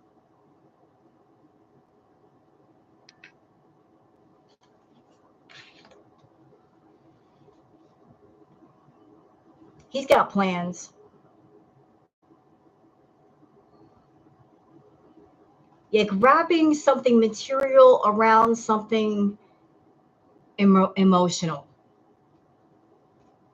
Yeah, it's interesting how we're getting the same cards, huh? Sunburst. And I shuffled them up real good. So in wrapping the emotional is something material, something emotional contained in something material, like putting the two together. The next card down is the Ten of Swords.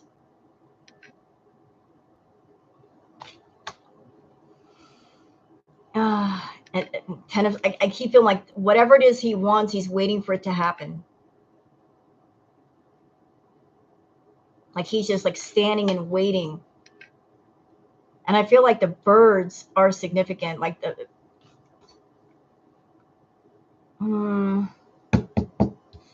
tell me something about this card. I just want you guys to look at it. He's paying attention to what she's doing. He's waiting for something to happen. He's waiting. In a sense of waiting. I keep feeling like waiting. He's waiting. Like somebody off looking in the distance, waiting, anticipating. The Five of Wands.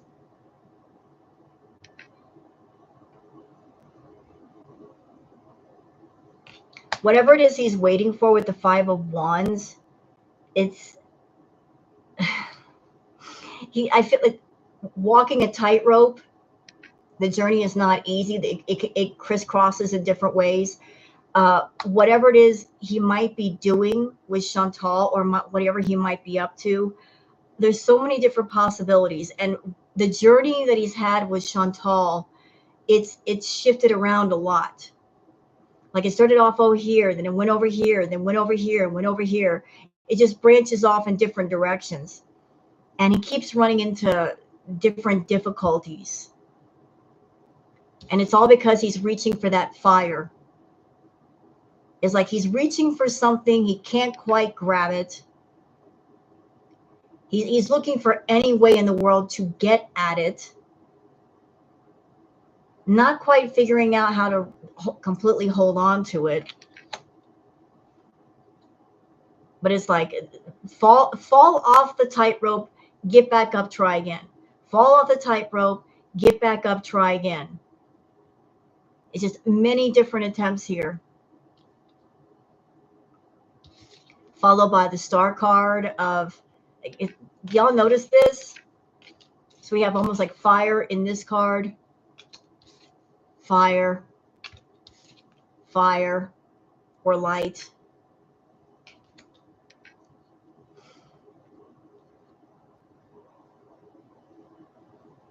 And again, with the star card, there's a sense of like waiting. This person looks like they're waiting for something, like looking towards the light, looking towards the fire. There's a sense of like anticipation, waiting, waiting, waiting.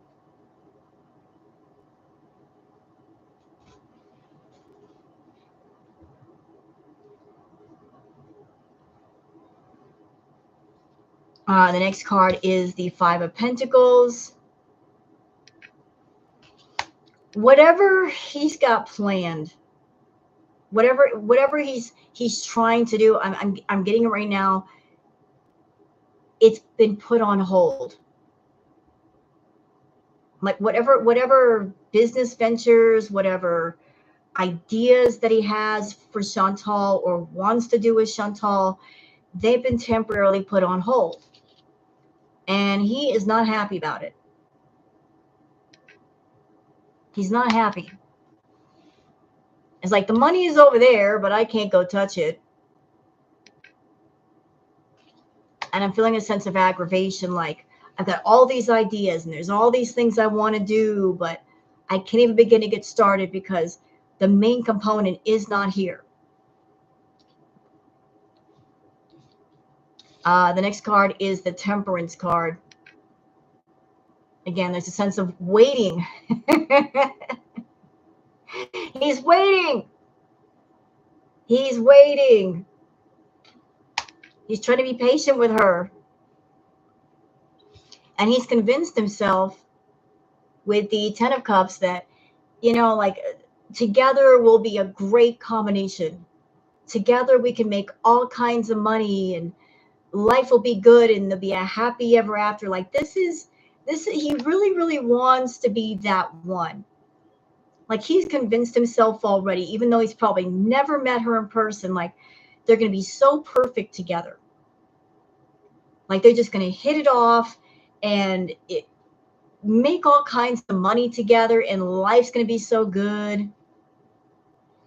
Like he's already like written the story of the happily ever after with Foodie. Like, look, if we just get together, there's going to be magic. There's going to be serious magic, Foodie. Like, what is wrong with you? Like, we are perfect together. We be the perfect combination. You kidding me? We could take over the world, you and me. Hey, hippieista. Next card down is the King of Wands. I don't like what I feel with this. I don't like that King of Wands. I don't like it. I don't like what I just felt.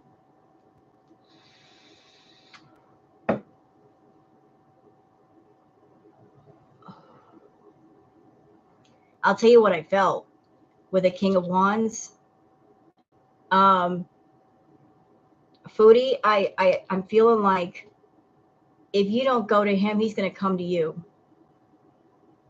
Like this,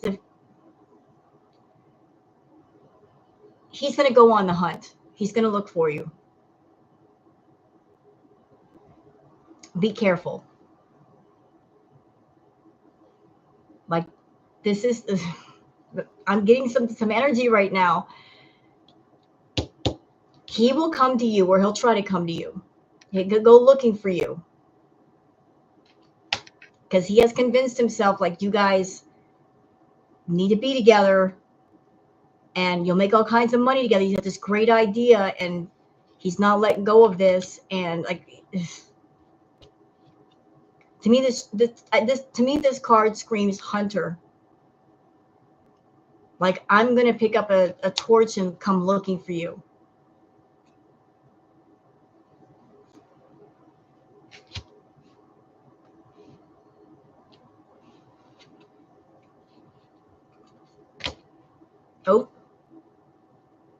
Yep, he sure is. Next card is the Hierophant. And we've also got the Knight of Cups. Yep. Like, this is someone that he doesn't really accept the word no. He doesn't take rejection well. He's a lot like you, Foodie. He is. In some respects, he's a lot like you. And that's why you should be careful, because you think of yourself and how you do things. And he's got some of those traits too. He's very, very determined, this guy. Oh my God. I don't even like Sunburst. I don't like the energy I just picked up off that card. Ooh, ooh.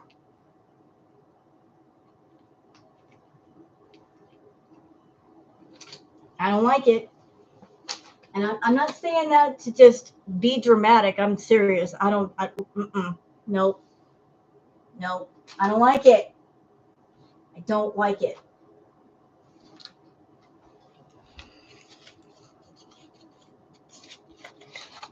All right, so I want to pick out another deck. New Oracle deck.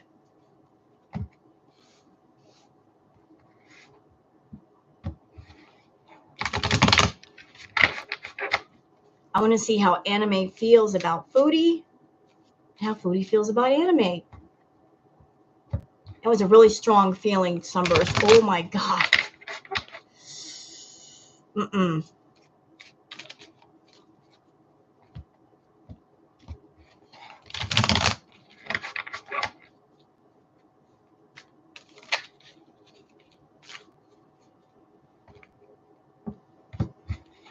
I mean, not too long ago when I was thinking about anime sucks, I heard a male voice in my head say, "Why don't you want me?" And it was loud. And I didn't like the way I heard it either. Like somebody getting angry and feeling rejected. And I'm like, "Why don't you want me?" I didn't like what I heard. Like he's going to want you. And if you don't want him, and if you're not attracted to him, he's going to be mad about that. He's going to be really, really mad.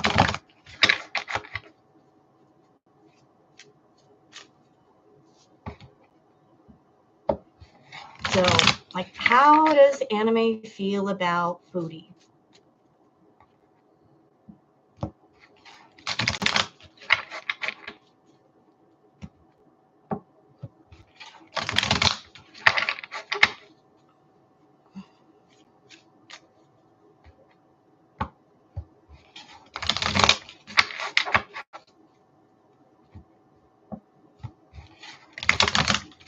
How does he feel about Foodie?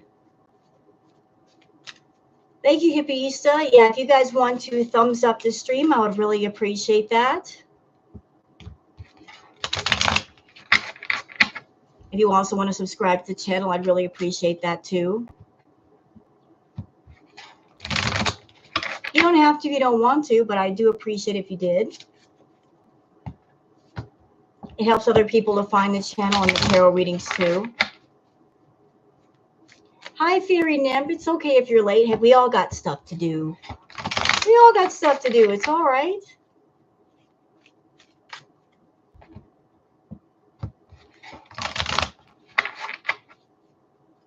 All right.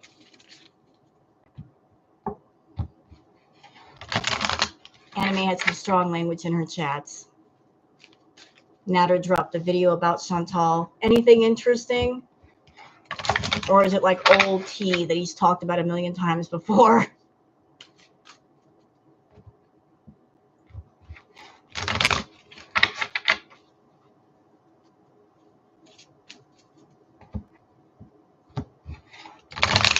All right.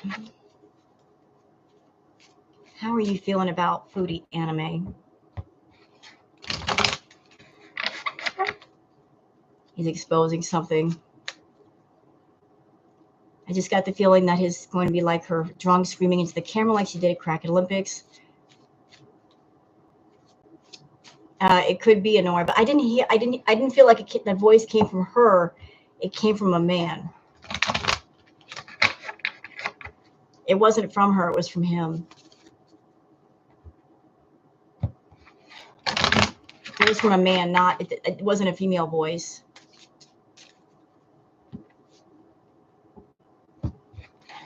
And the feeling that I got was from the voices, like him getting angry because like, here you are, you're a 500+ pound woman, blah, blah, blah, blah, blah. Like, why wouldn't you want me? Like, look at you and then look at me, and how could you not want me?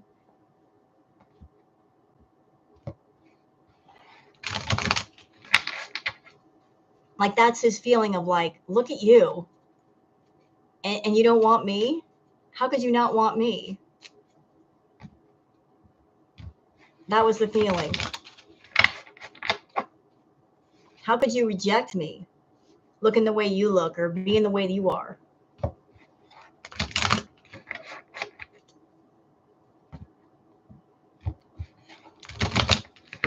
All right, Anime, you're up. What have you got to tell us about you and Chantal?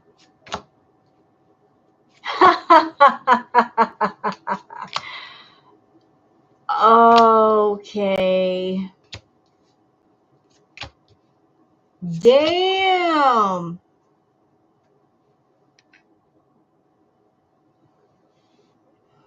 Okay, first card is make-believe, fantasy, feeding into illusions, disappointment. What is it with these bunnies that are popping up on my readings? That we got this card with the bunny ears. We got this one with the freaking bunny ears. What is going on with the bunnies? Oh, that's right. He's into the furry thing. Okay, that makes sense. So like he's feeding into this. She's living in a world of make-believe, and he's feeding into her world of make-believe.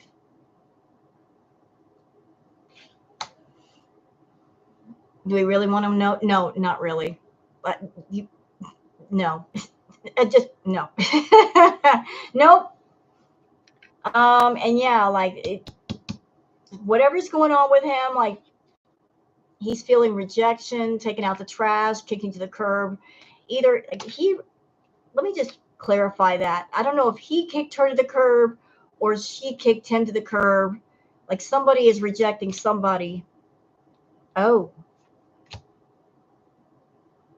Okay, weird. Okay, this is very weird. Because I pulled some clarifiers for the trashed card.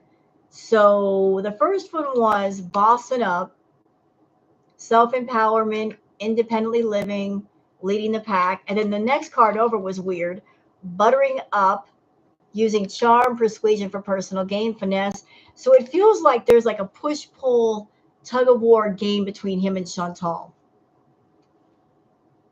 Like, I'm going to kick you to the curb 1 minute and then come back and apologize the next, and then kick you again and then apologize the next. There's like a power struggle here. There's like a power play of he plays games with her, she plays games with him. It's about control. Like, who's got the control? They're playing control games with one another of like, who's got the control? Let's see how far I can push her. Let's see how far I can push him. He pisses her off. She pisses him off. They both run back and forth to each other. It's this game they play with one another.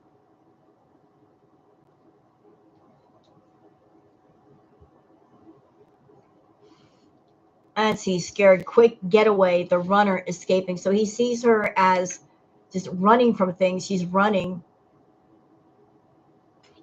She's running from everything. Uh-oh.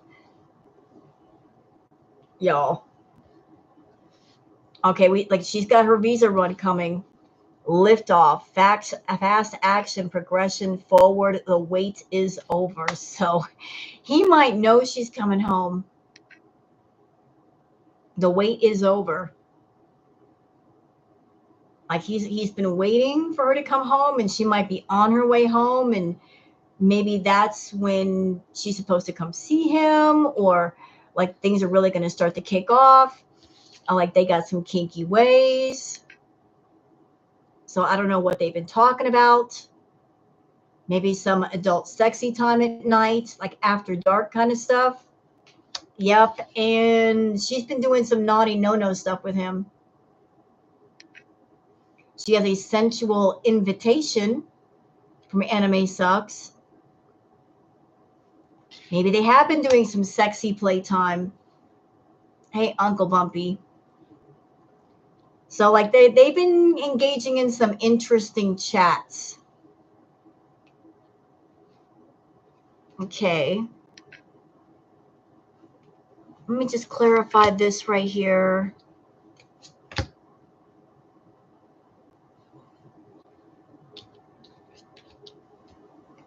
So like he's got some kinky ways. He wants to play with her. But I think Foodie's been playing that not today game, left on read, not in the mood, avoidance. Like, I think she's just like, yeah, I don't want to play. I don't want to play. And I'm leveling up. I don't want to play. So, like, what was I saying? Like, they keep each other on a roller coaster. Like, up, down, up, down, up, down. 1 minute they're getting along. 1 minute they're not getting along. 1 minute he's giving her money. The next minute he cuts her off. Like, this is a back and forth kind of thing with these two. And I'm feeling like that's adding to his determination to get at her. It's like, this woman is making me work. She's making me work to get at her. Like, she's just not making this easy. And this is so stupid. I got these great ideas. All we have to do is get together and we'll make so much money together. And I will give her everything she wants and make her happy. I don't understand why she's just not jumping on this. She's in Kuwait. She's miserable. Like, why isn't she jumping on this? Like, his head is just spinning like, I'm going to give her everything she could possibly want. And all she's got to do is work with me. Like, why isn't she jumping on this? Anime. The answer is simple. Because she's, for one, she's scared of getting burned. 2, because Chantal doesn't like being controlled. She's not someone you can control. She can't control herself. Nobody else can control her. 3, she's aware of the fact that you probably don't look like what you say you look like. Hey, Emily. So it's like she doesn't like letting go of control. She doesn't want to listen to anybody. Yeah, she wants his money, but not him. She's a very bullheaded, hard-headed kind of person. She is. She's hard-headed, bullheaded. She don't want to hear nothing about it. She don't want to hear nothing about it. Hey, Sunburst, I watched that reading you did on Julia. I was crying. That was so sad. I guess I can't. I don't even know if I can react to that. I was just like bawling. That was so sad. No, it was on Rarity. Sorry, Rarity. My bad, Rarity. It was Rarity.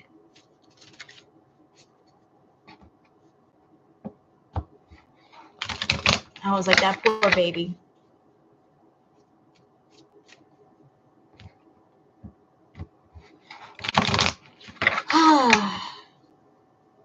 So shall I do one on Mr. Pete's? Like, I already did a private reading about Pete's. I can see if anything's changed on Pete's. Because the reading I did on Pete's not too long ago, like he's back and forth, like, what do I do about Chantal? And like, I really don't want her to come back. And I know if she comes back, she can be bugging me for money. And I really don't want to give her any. He's looking for an apartment. You know, I have to wonder if he's really looking or if he's saying that he's looking just to pacify her. Maybe she's bugging him to get an apartment. So he has to say he's looking for one just to shut her up.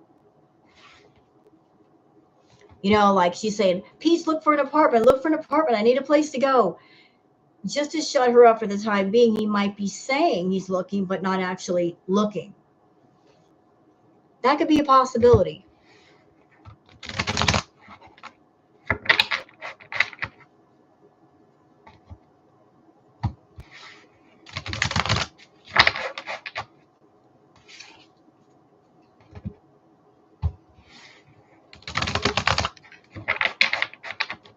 I understand, Sunburst. I agree with you, Emily. Foodie had tried to make Koki now a lot jealous again her pattern with men. Yeah, she likes to triangulate. She likes to put herself in the middle between two men because it makes her feel validated, makes her feel desired and attractive. And Foodie, I don't care who you are. Nobody likes it. Nobody likes people who play games.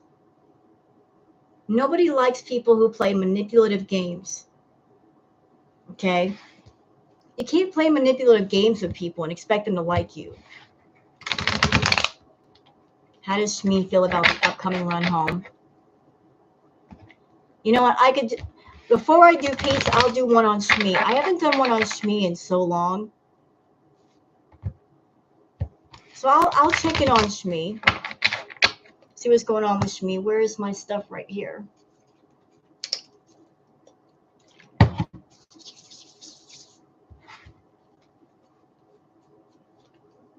We haven't done one on Shme.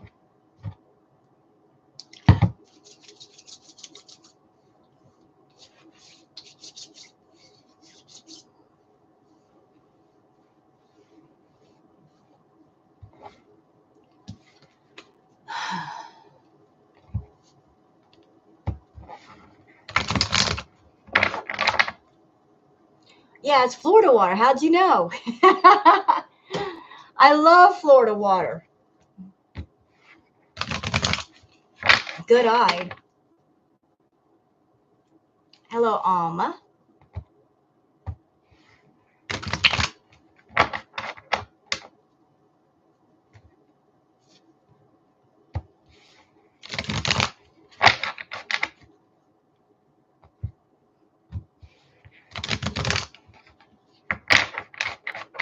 Miss Sassy Go Lightly clocking me on my Florida water. Busted.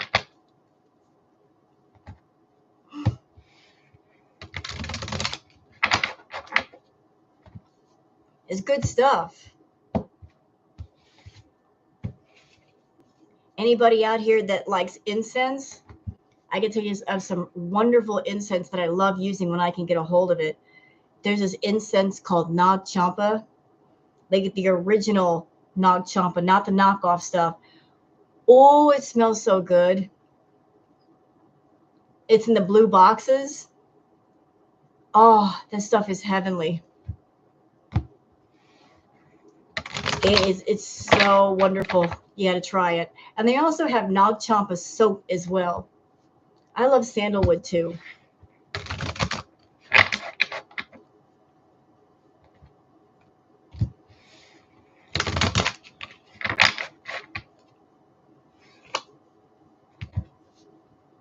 And dragon's blood incense. Ooh, good stuff.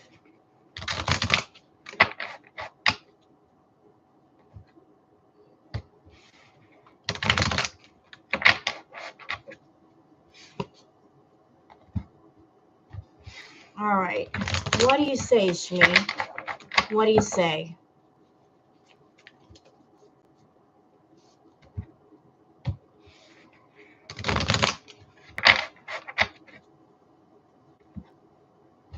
You know, I remember years ago going to the Renaissance Festival, Ren Fair. And I remember and I got a few of these. There was these sticks of incense that really meant for like the yard. You ever see the cattails in the ponds? They were like, the sticks were like that thick around. The incense things were like this big around. They smelled really good, but they were huge. I was like, what are you doing? Those things are just ridiculously big.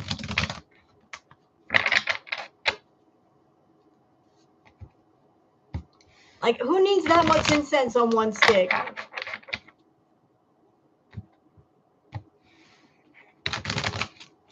All right, Shme.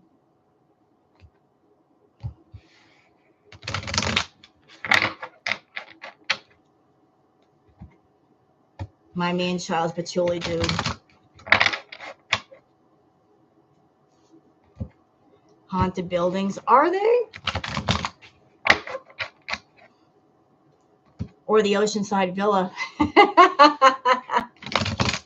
Burn one of those at the oceanside villa and get plenty of white sage while you're at it. That apartment needs to be cleaned out.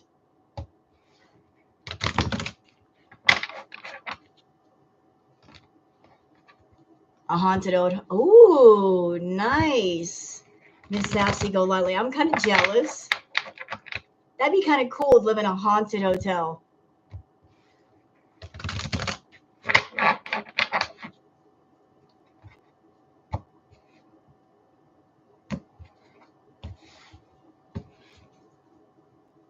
Girl, you should get some footage and put it on YouTube.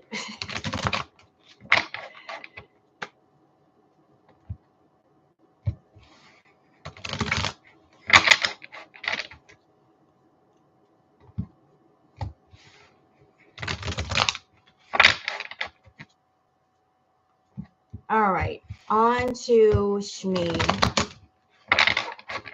What do you want to say, Shme? Oh, upside down.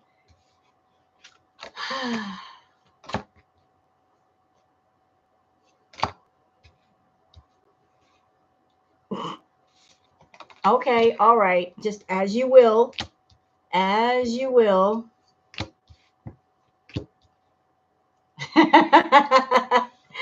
All right, Mom.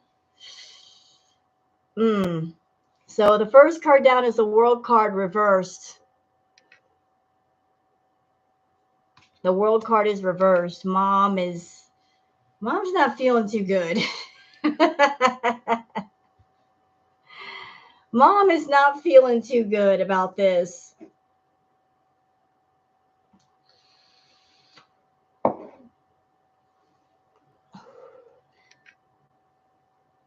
Why would people want to watch that, my haunted home? I would, like, anything haunted? Are you kidding me? I love that. So the World card reversed.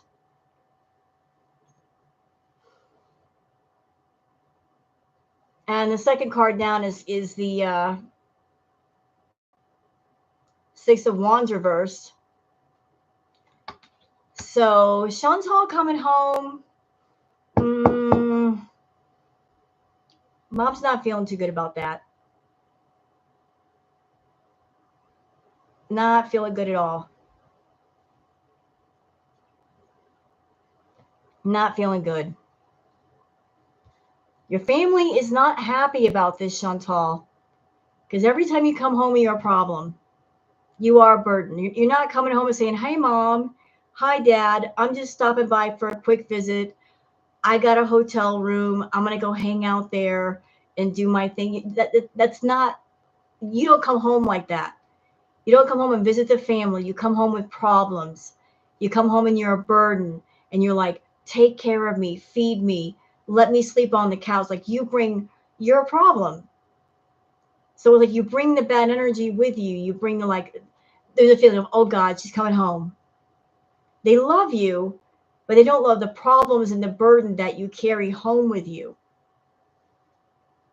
And again, it has to do with the Queen of Pentacles. You, Chantal, you know, so you coming home, Foodie, is not going to be a time of celebration. It's just the opposite. It's the family going, oh God. Oh God. Ugh. Oh God. And it looks like peace is going to be popping up. The Page of Wands. Then we have the Emperor card. Tell me some more about the Emperor card. Who is that? What's going on there? Oh, I see who that is. The Emperor card is stepdad. This looks like Mom again, the Queen of Wands. And the Strength card is reversed. So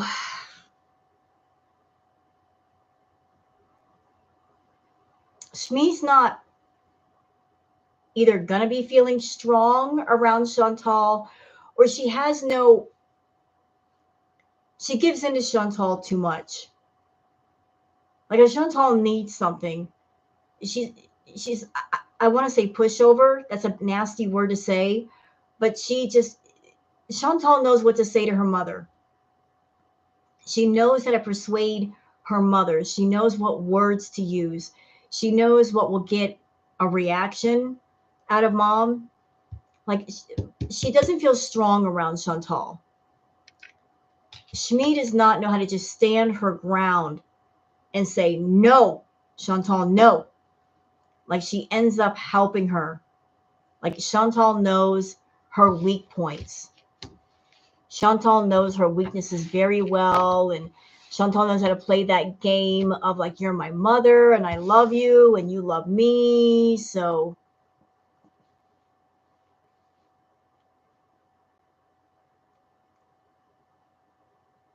since I told you earlier, oh, so you're admitting you're a troll. I'll let you in on an interesting fact. Chantal's visa only has to be renewed via flight every 180 days. So since she flew 3 months ago, this time they will do a border hop. Well, that's her prerogative. We will see what we will see when we see it. And we will just see for ourselves. Everything will play out as it does. It's just a waiting game. So everything will go as it goes. All right, moving on. It's way cheaper for them that way than my prediction. Actually, the longer that Chantal stays in Kuwait, the more it hurts her financially. She's losing money by staying there. She really is losing money. It's not cheap for her to be in Kuwait, support Salah, stay there. She'd make more money going back to Canada overall. That's my opinion. So it's very expensive for her to be there. Her views have gone down. Her money has gone down. She's a 100K channel, and yet she's begging money from people for food. I mean, these are not good signs. The best thing to do is just to go home, but that's her decision. And she needs medical care, and she's got to go home for that. All right, moving on. All right, so the temperance card also came in upside down. Chantal, if you're looking to get money from mom, from stepdad, they don't have it to give.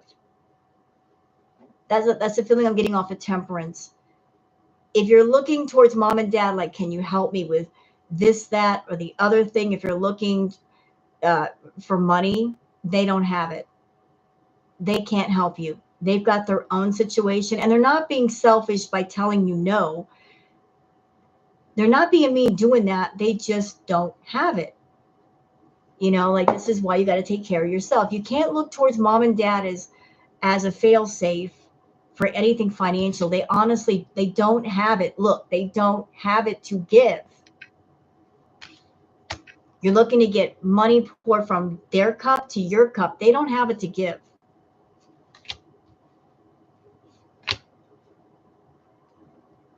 Yeah, exactly. Ace of Cups reversed. So there's nothing.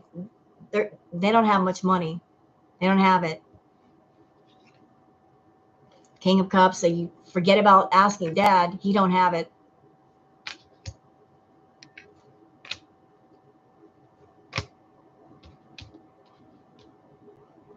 And forget about asking Pete. He don't have it. I'm telling you. Don't waste your breath. He don't have it. He don't have it.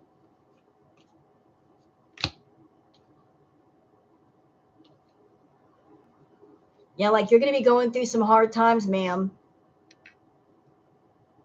Like, you're gonna be going through some tight, hard times. You're going to mom, but like their money is tight right now. Their money is very, very, very tight. But yeah, Chantal's gonna be trying that nonsense with mom, like, hey, can I borrow some money? Can you help me out with this? Can you help me out with that? And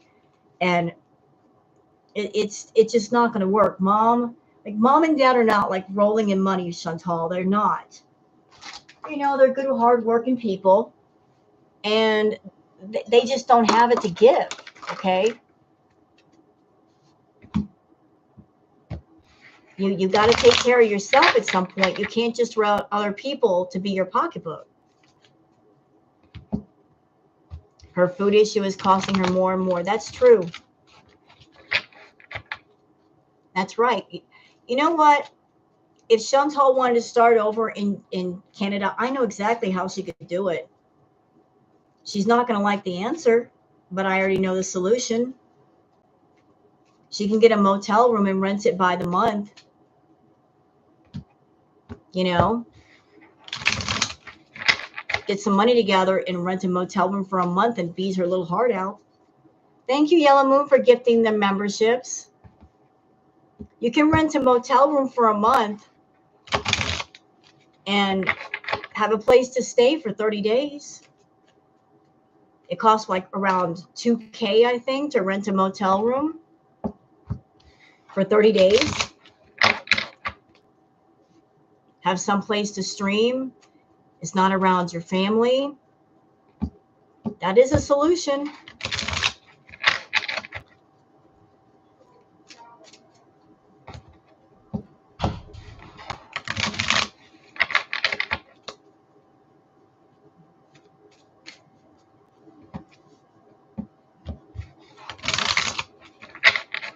There's an Airbnb in Cornwall she can rent to.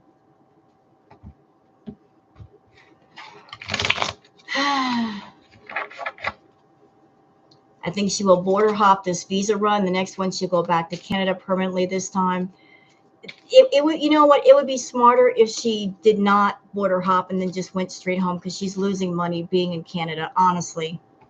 Everybody that watches her is bored of we're bored.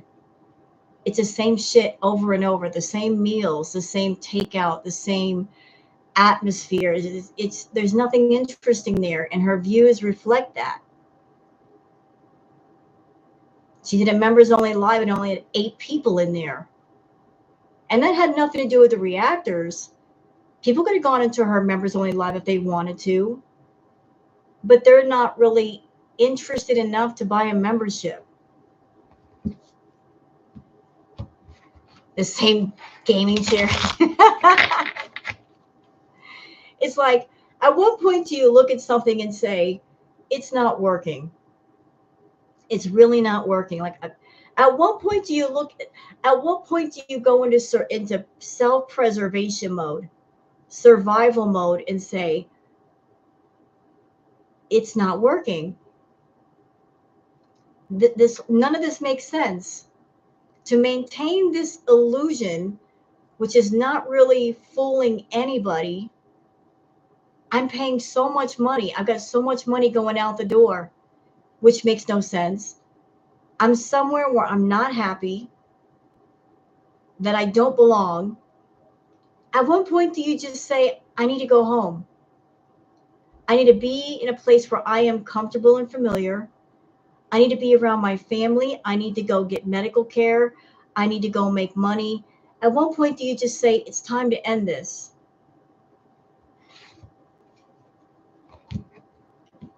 It makes no sense. Just give up the ghost and go home.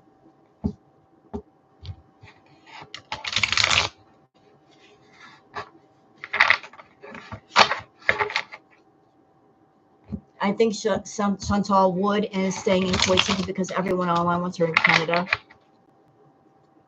That's true.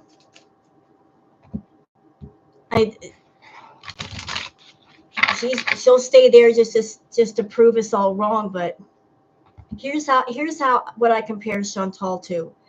Imagine, if you will, somebody sitting at a poker table, and they're losing hand after hand after hand. They just keep losing, and they're down to the last few chips. Rather than say, you know what, I've lost a lot, I'm going to take this little bit and leave the table, in order to not admit defeat, she'll keep playing until she goes full tilt. And then she'll get up from the chair, go ask for credit for more chips, get more chips, and keep playing. But she will not admit defeat. You ever heard of a Pyrrhic victory? A Pyrrhic victory is a victory gained at too great a cost. So her going to Kuwait and being with Salah was a Pyrrhic victory. because she had this storyline, but look how much it's cost her.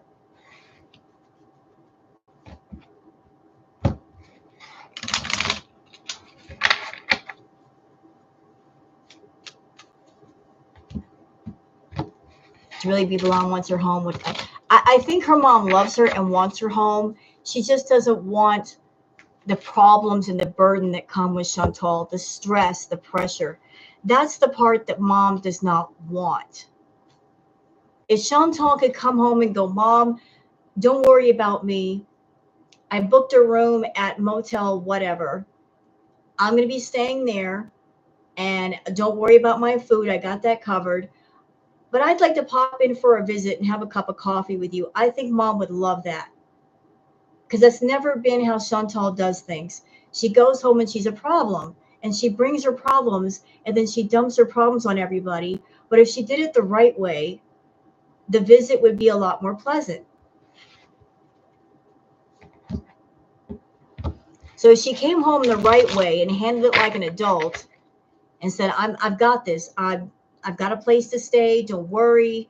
I just want to visit sometimes. They'd like that.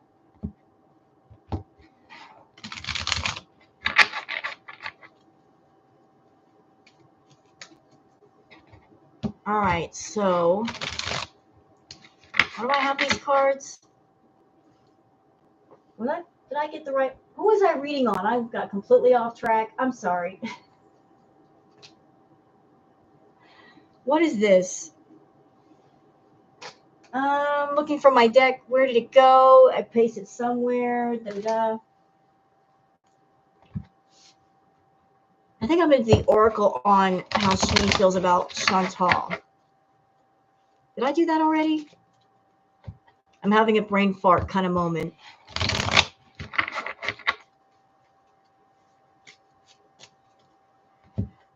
Buster. We love Buster.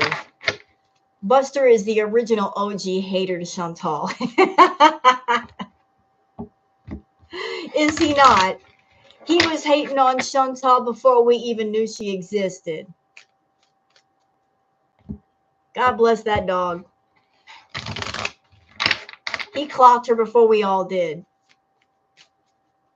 He clocked her. He's like, I know what you are. Get away from me.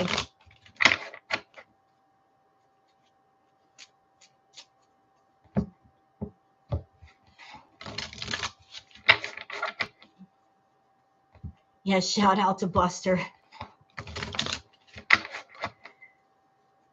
All right, so how does Shme feel about Chantal as far as the oracle?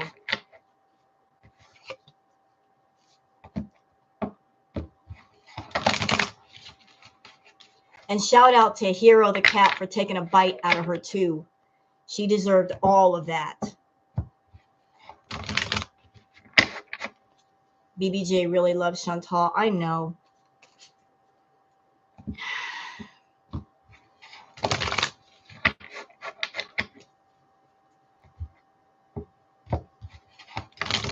But you know what? The way I see it, BBJ deserved much better, and she got much better. She deserved better. And she got to the people that she was supposed to get to. Hey, Pisces and pieces. If you don't appreciate what you have, somebody else will. Foodie and Pete are both taking a day off from the internet. She's trying to work him, no doubt. Pete, hide your money. Hide it, bro.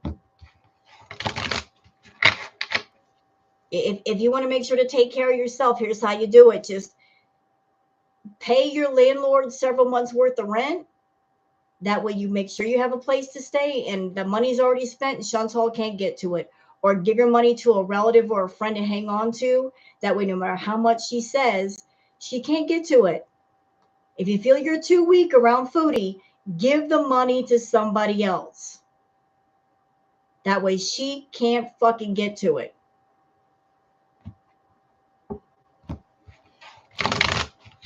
Pay your rent months in advance. Can't help you, Chantal. I already paid my rent 6 months in advance. I can't move. I don't have the money. Bye.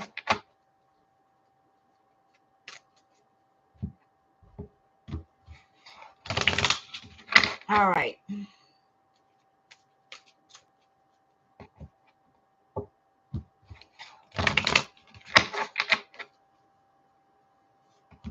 And Chantal does not want Pete. She needs Pete. She needs what Pete has. And then once she goes through what he has, she'll dump him and go on to somebody else. Because that's what she's always done.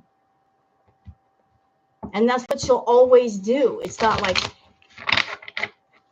she cares about you, is that she puts you in the back pocket for when you get money. And then once you get that money, she's going to spend it all. And once she spends it all, then she's going to block you and then forget you even exist until you get money again.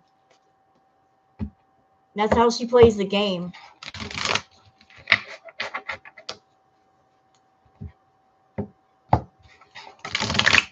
All right. All right, Shme, you're up. How do you feel about Miss Chantal, your daughter? How do you feel about her?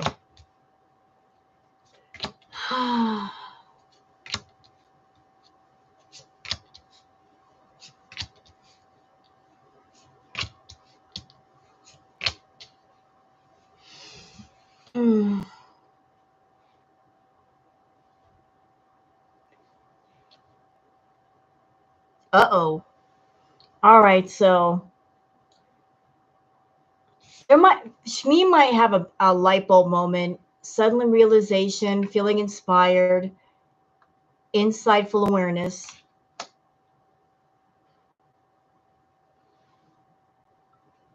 Like, she might be hoping that when Chantal comes home, that she just gets some awareness, that she wakes up a little bit. She also acknowledges with Chantal that Chantal, like she has low self-worth, negative body image. Like she recognized that about Chantal, that she doesn't feel good about herself. She has very low self-worth, hiding herself away, disguising herself, living her life through filters and fantasy. And then she also acknowledges that Chantal, that she does a lot of buttering up. Like when Chantal wants something, she uses the whole buttering up to get what she wants out of people. She recognizes that Chantal's very manipulative. Like she trust me, Chantal, she's not stupid. Your mother is not stupid. She knows that you're manipulative and she knows how you're manipulative. She is not completely unaware of it. Oh?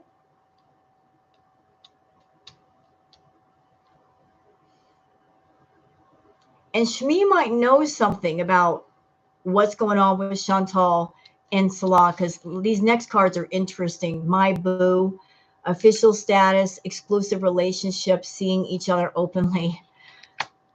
Chantal might have told Shme some things, and she also might know about this too. That maybe Salah might be seeing somebody. Like she talks to her mother. Maybe she's told her mother some things that might be going on in the background that she's not revealed to us yet.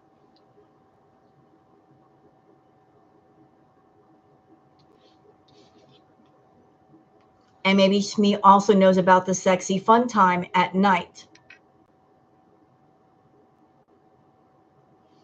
Shme might know about the sexy after hours stuff that Chantal does.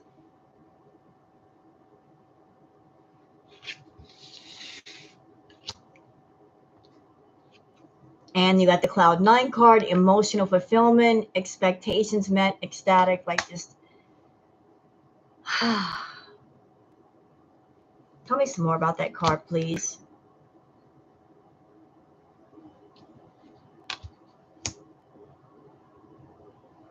She knows that Chantal's looking for emotional fulfillment. She wants love. It's just she's going about the wrong way to get it.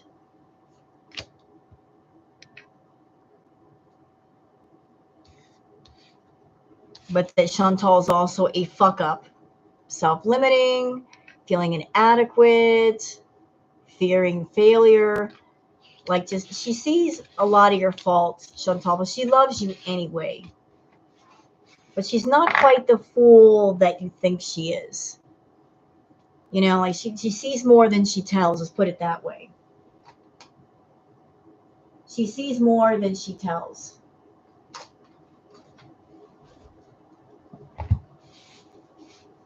All right, so now we'll go on to Pete's.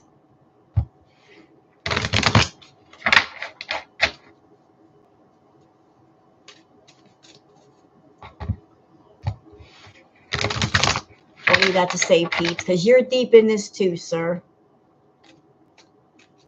You got any plans? What's going on with you?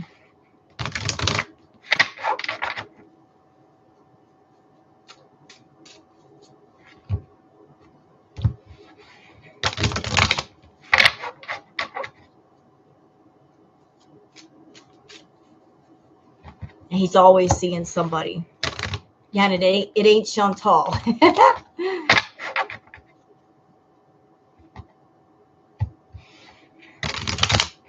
You know what? I've heard that Auntie Phyllis was the one that was close to Chantal. Like Chantal and Aunt Phyllis were very close, but I think the last time that Chantal was home, she pushed her boundaries back a little bit too much by streaming over at her house, and Aunt Phyllis is not happy about that. So maybe she's going to Mom a bit more now.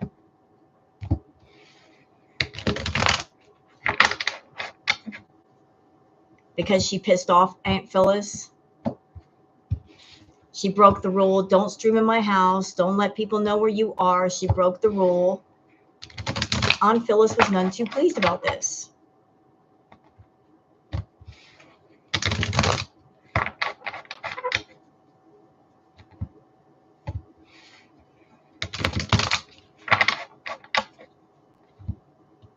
So Aunt Phyllis may be like 2 middle fingers up. Have fun. Do your life. Don't care. You pissed me off, though.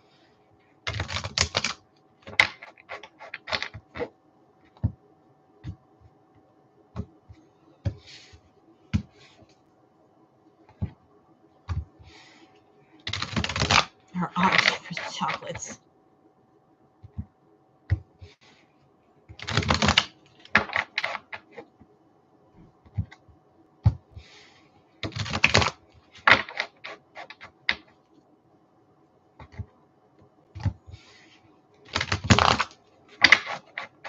All right.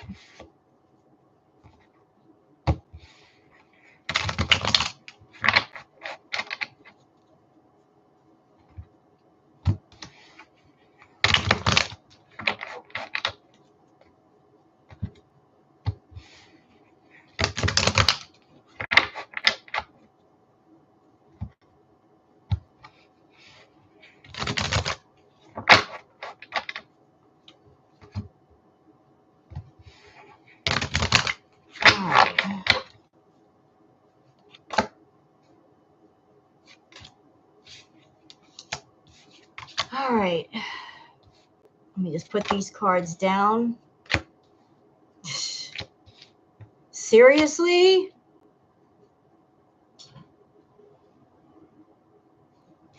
Yep, they're talking. They're talking. Messages. She's in his ear. She's in his ear. Hey, Christina. How are you? 4 of Wands. She's in his ear. Fuck. Knight of Pentacles. He's got the money. Lover's card. Damn it. 3 of Pentacles. 5 of Cups.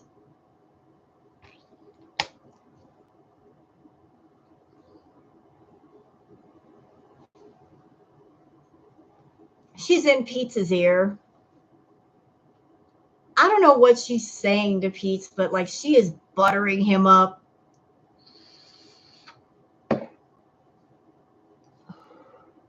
Chantal, what are you saying to Pete? Are you like saying, just pay for a place and everything will be like it was when I was living back in Canada before, and you could just put your name on the dotted line like you did before, and I can stream and I'll take care of you. What kind of shit are you saying to Pete?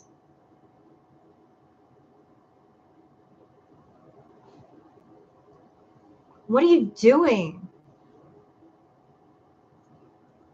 You know, like 3 of Pentacles, like she is talking to Pete.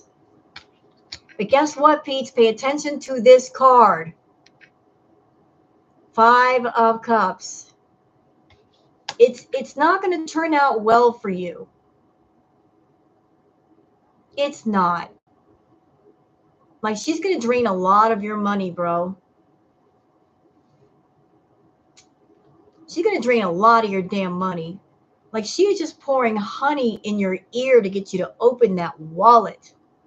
That's what I say. Before she gets back home, man, give your money to somebody, a family member, a friend, your brother. Pay up your rent for several months. Put it to where she cannot get at it. You know what? I want to clarify on that Lover's card because I want to see just how far that goes. I'm wondering that myself. Sunburst. Hey, Pauline. What's going on with that Lover's card? What do we got on top?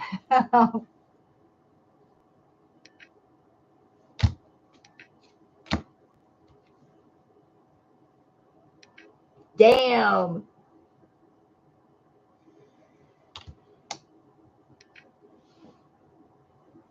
Don't do it, Pete's. Don't do it. Don't move in with her. Don't do it, bro. Bad idea. Very bad. This is not going to turn out well. Not at all. This is not going to be in your favor. This is going to be a fucking disaster. She's going to use you to get a place, and then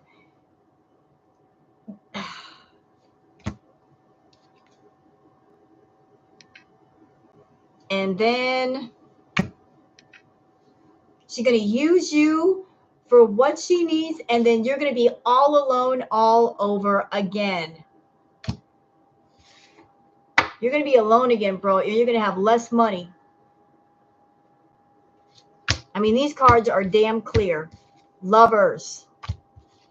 Death. Tower. Hermit.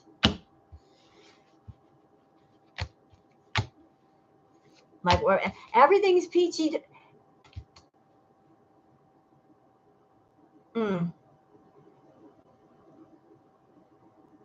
You know what? I know I shouldn't be, my mind shouldn't be going here right now, but I'm struck by something with the Lover's card. I'm thinking, I'm not like a religious person, but this card has reminded me of like the Garden of Eden and the tree and the apple and Adam and Eve and the snake. It's like, here, bite the apple. Look what happens. You know, like she's coming to you with the apple, with this temptation, and you bite into it. Next thing you know, your whole world is turned upside down. Aren't you afraid of doing this stuff? It could be spiritually dangerous. Not for me. I'm fine. I'm not doing it with bad intention or negative thoughts. I'm okay. I just read what the cards tell me, and whatever they tell me is what they tell me. All right. So, like, don't do it, Pete. Don't do it. The Lovers. Death is not, it doesn't have to be physical death. It could be the ending of something, the starting of something, new beginnings, but the new beginnings are not going to be good at all. And then the Hermit card being all alone. So whatever promises are being made of companionship, like, let's form a team, let's do this together. Like, it sounds like she's just going to take the money and run. She's straight up going to take the money and run. Thanks for all the money, Pete. I'm out. Tee. That's going to be. Then you got the Ace of Cups. The Hanged Man. Interesting. The Hanged Man is reversed. So that might be his wake-up moment. Of like, maybe third time might be the charm. Where he finally gets it. It might take losing a bunch of money for him to wake up and get that realization. It might be a good thing in disguise. I don't know. But Yeah, so it doesn't look good for Pete's. Doesn't look good at all. She's going to prey upon the fact that he's lonely, and she's going to try to use that to her advantage. I hope he doesn't do it, but Chantal has she has her means of persuasion, you know. She's got her persuasive ways. And she'll do whatever it takes to get those things done. What is this? Is this the right one? Okay. Yeah, she knows what to do. She knows what to say to Pete. And he has no, what's the word I'm looking for? I'm looking for the right word. I want to say self-control, but that's not it. He doesn't have the personal strength, the resolve to say no.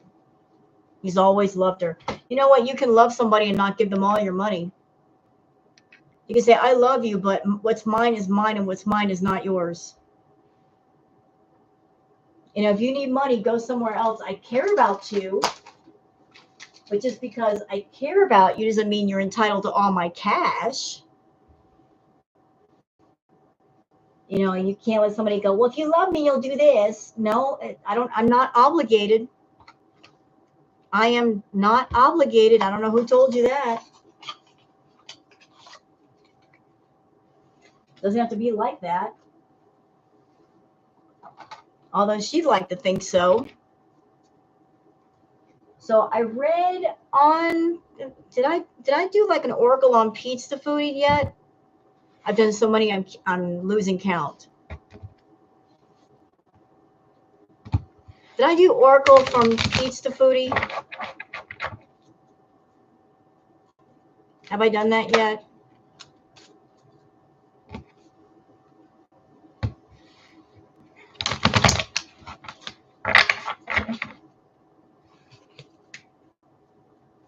I can't remember. I've been all over the place with my readings tonight.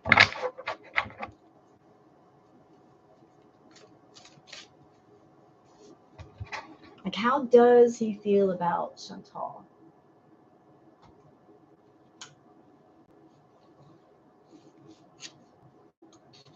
Nope, it's a regular tarot. Where's my other deck? How about this one for Foodie and Pete's?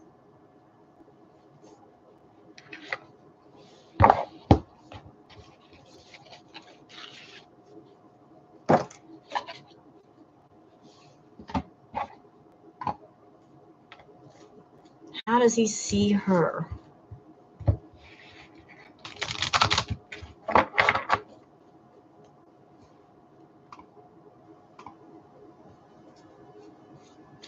How does he see Foodie?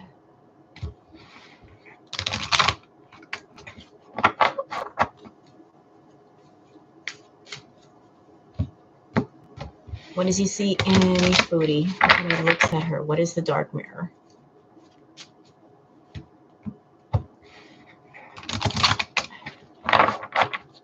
Everybody's so quiet. Y'all okay over there?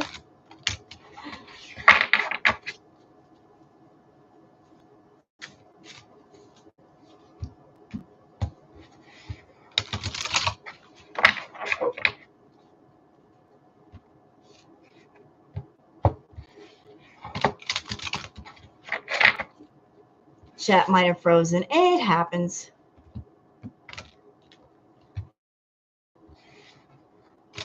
It happens.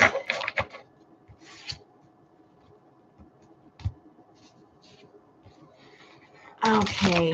What do we got for Pete's and Foodie?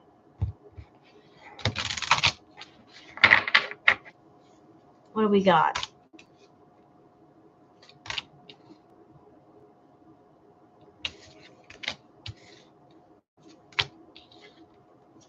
Jeez.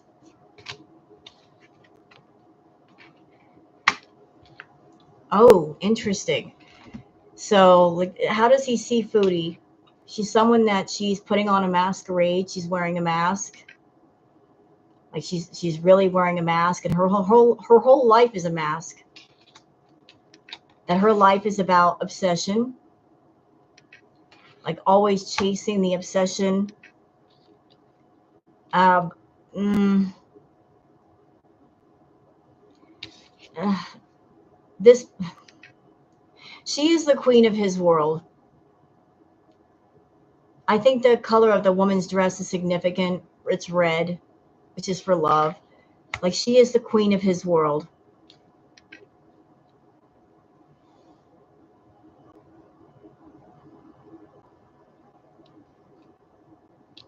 And in comparison, he feels like a child, the child that was meant to be. And that she has an artificial heart. So she's not an emotional person. She's not warm. She's not loving. She tends to be a bit of an ice queen when she wants to be.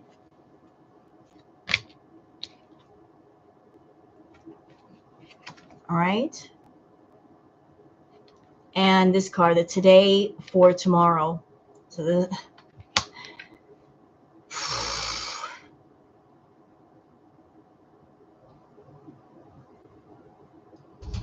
today for tomorrow.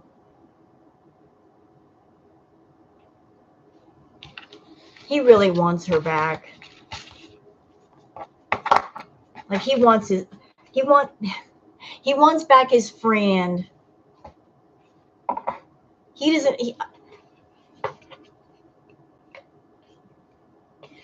really wants her back. And even if he has money, he's looking at it like, I want back my friend. Even for 5 minutes, I want back my friend. That's so sad.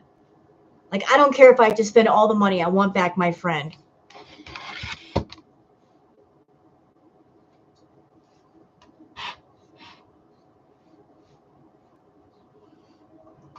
All right, so I think I've done all the readings I can for tonight. I don't think I've left anybody out. I think that's it. I think we're done for the night, y'all. I've gone through everybody. This reading went on for 3 hours.